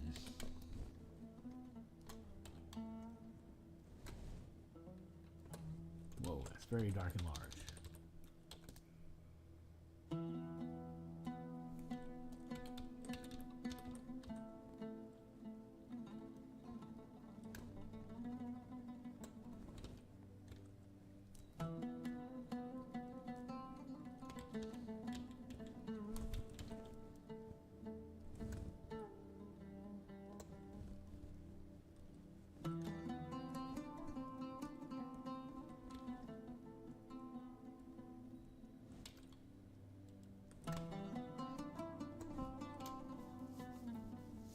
All right, so far so good.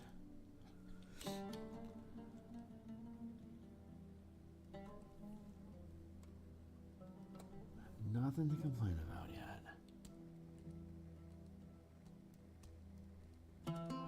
Everything is super cool.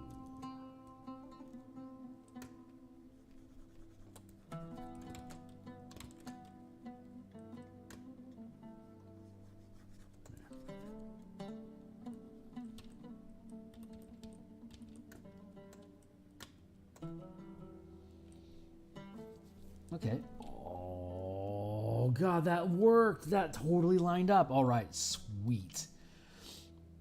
Ah, that's awesome.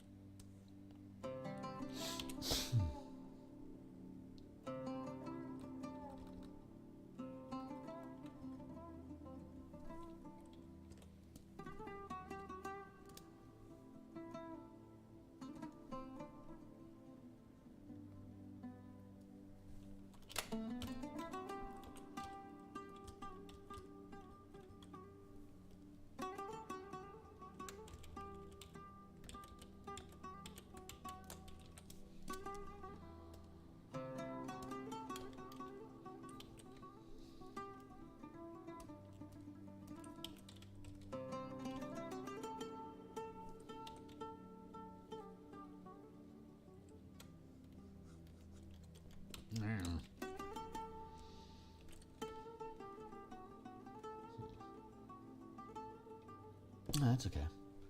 I just got to get this.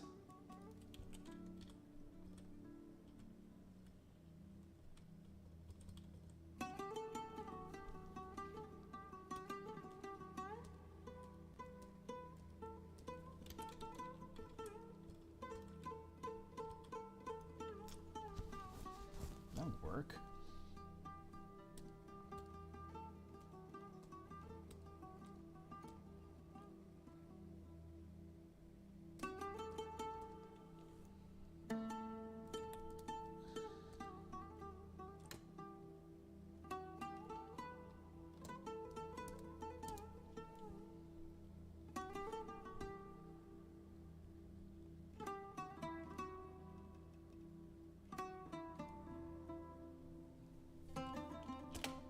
Yeah, that works.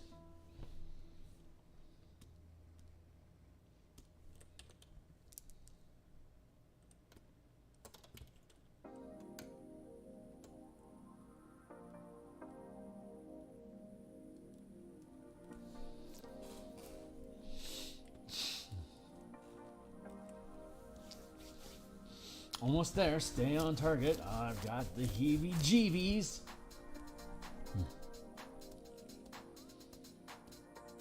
Take this.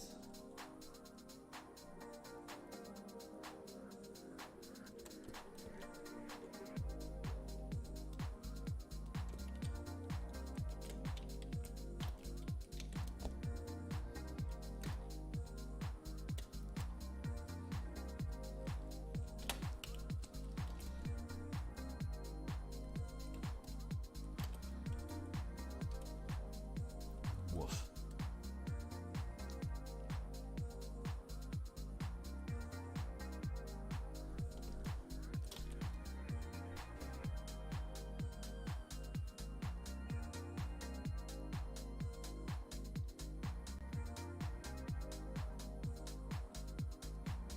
Ugh, double woof. Pull it all the way up there. All the way there.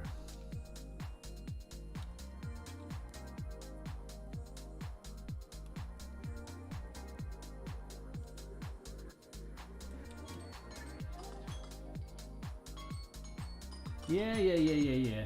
I'm gonna stick with this for another few minutes, and then we'll be done. I can finish this rooftop right now. I know I can. So let's just go ahead and finish this. It sits nicely. Yeah, I'm gonna grab from over here.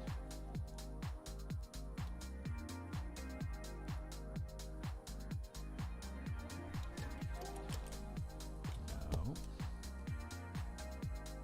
Yes.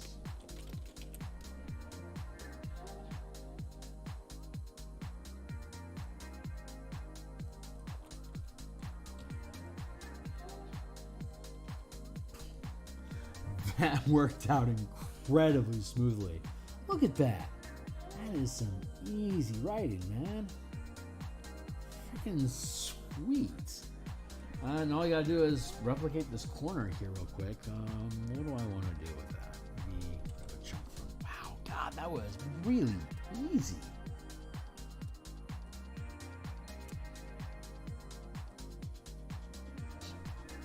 I am baffled at how easy that was. Let's do this.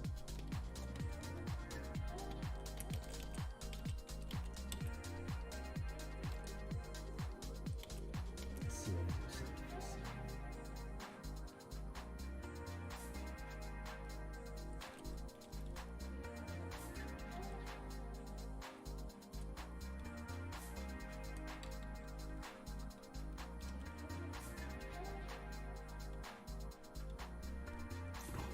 Look at that. Oh my God. That lined up so well. Wow, that was ridiculous.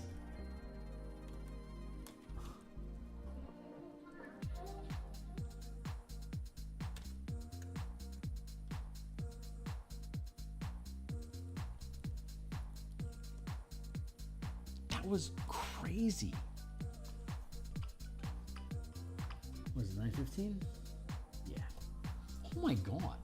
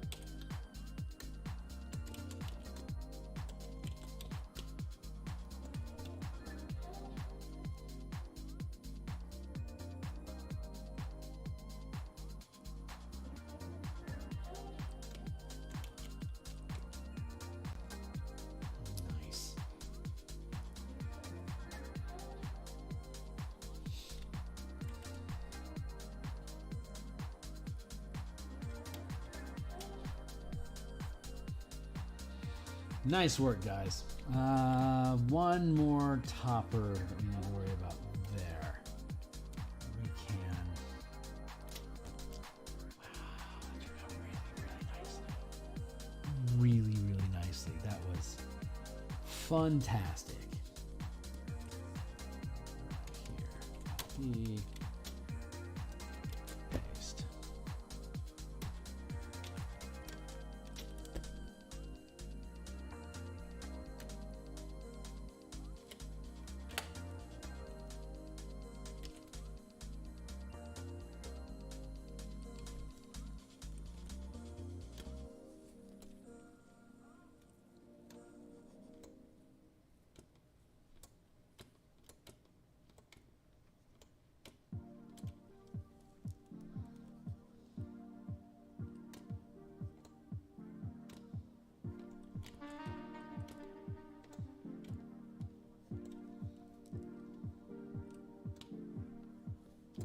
Wow, wow, wow, wow, wow.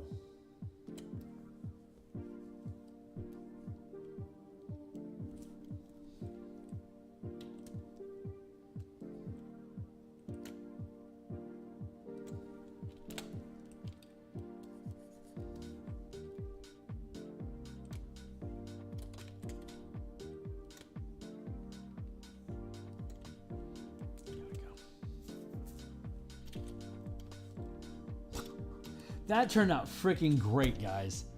Wowzer bandowsy. So we're gonna leave that there. Come back Thursday. What is it? No, we're already on Thursday.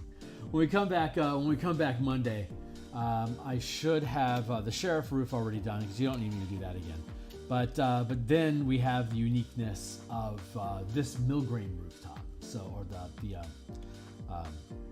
the grain silo rooftop. So this deserves a little special attention that I want to give to it. So we'll invest that time, and then we'll probably come back and we should be able to finish this and do the wood floor interiors by the end of next session. And then hey Shiner, right on, my guy. I don't know how long you've been hanging out there. I haven't been paying attention at all.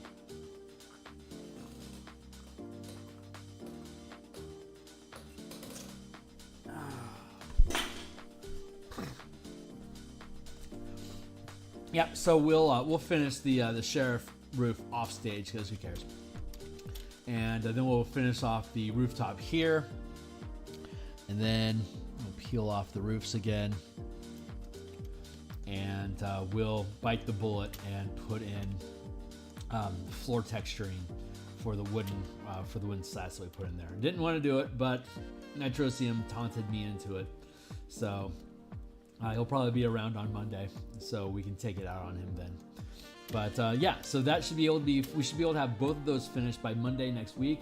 I'll finish the sheriff's office on Saturday off screen. I'll go ahead and end session for today because we'll be back tomorrow morning at probably in about 9 hours. We'll be back in about 9 hours.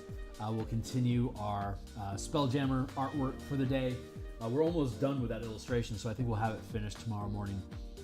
And then on Saturday, in about 36 hours from now, we'll be on continuing the Bob Ross painting for Joseph Vargas Ukulele Bard's role-playing game book cover for Reclamant. So that'll be what we have on tap. I should therefore be done. No, God, yeah. I should finish the current Spelljammer piece tomorrow, which means that when we come back on Monday, we'll work on the Rhino Beetle, the Rhino Beetle ship picture. And when we finish that, we'll be done with the spellcasting chapter completely, and then we can go back to the equipment section. So I'll probably be in the equipment chapter by Wednesday, is what I'm predicting. So if you're a lurker, hey, welcome. I'm here eight times a week, 6 days, and 6 days, 8 times a week, and no, 9 times, because on Tuesday I do the Martial Power System 5e mechanical development for the alternate magic system that marshals can use. So I'm actually 6 days, 9 times, streaming every week. You can find out when I'm live by following me on Twitter at Phil Kearney. You can check out some of the other work that I've done on the DMsGuild, which will link down below. If you want to just tip me occasionally, then you can follow me on Patreon if you would like. We'll eventually have new playtest content up there. And like and subscribe. Comment. Love to hear from you. If you know where I lurk on Discord, say hey. I'll see you guys on the other side. Shiner, thanks a lot for the support, man. I appreciate you. And I'm out. Cheers.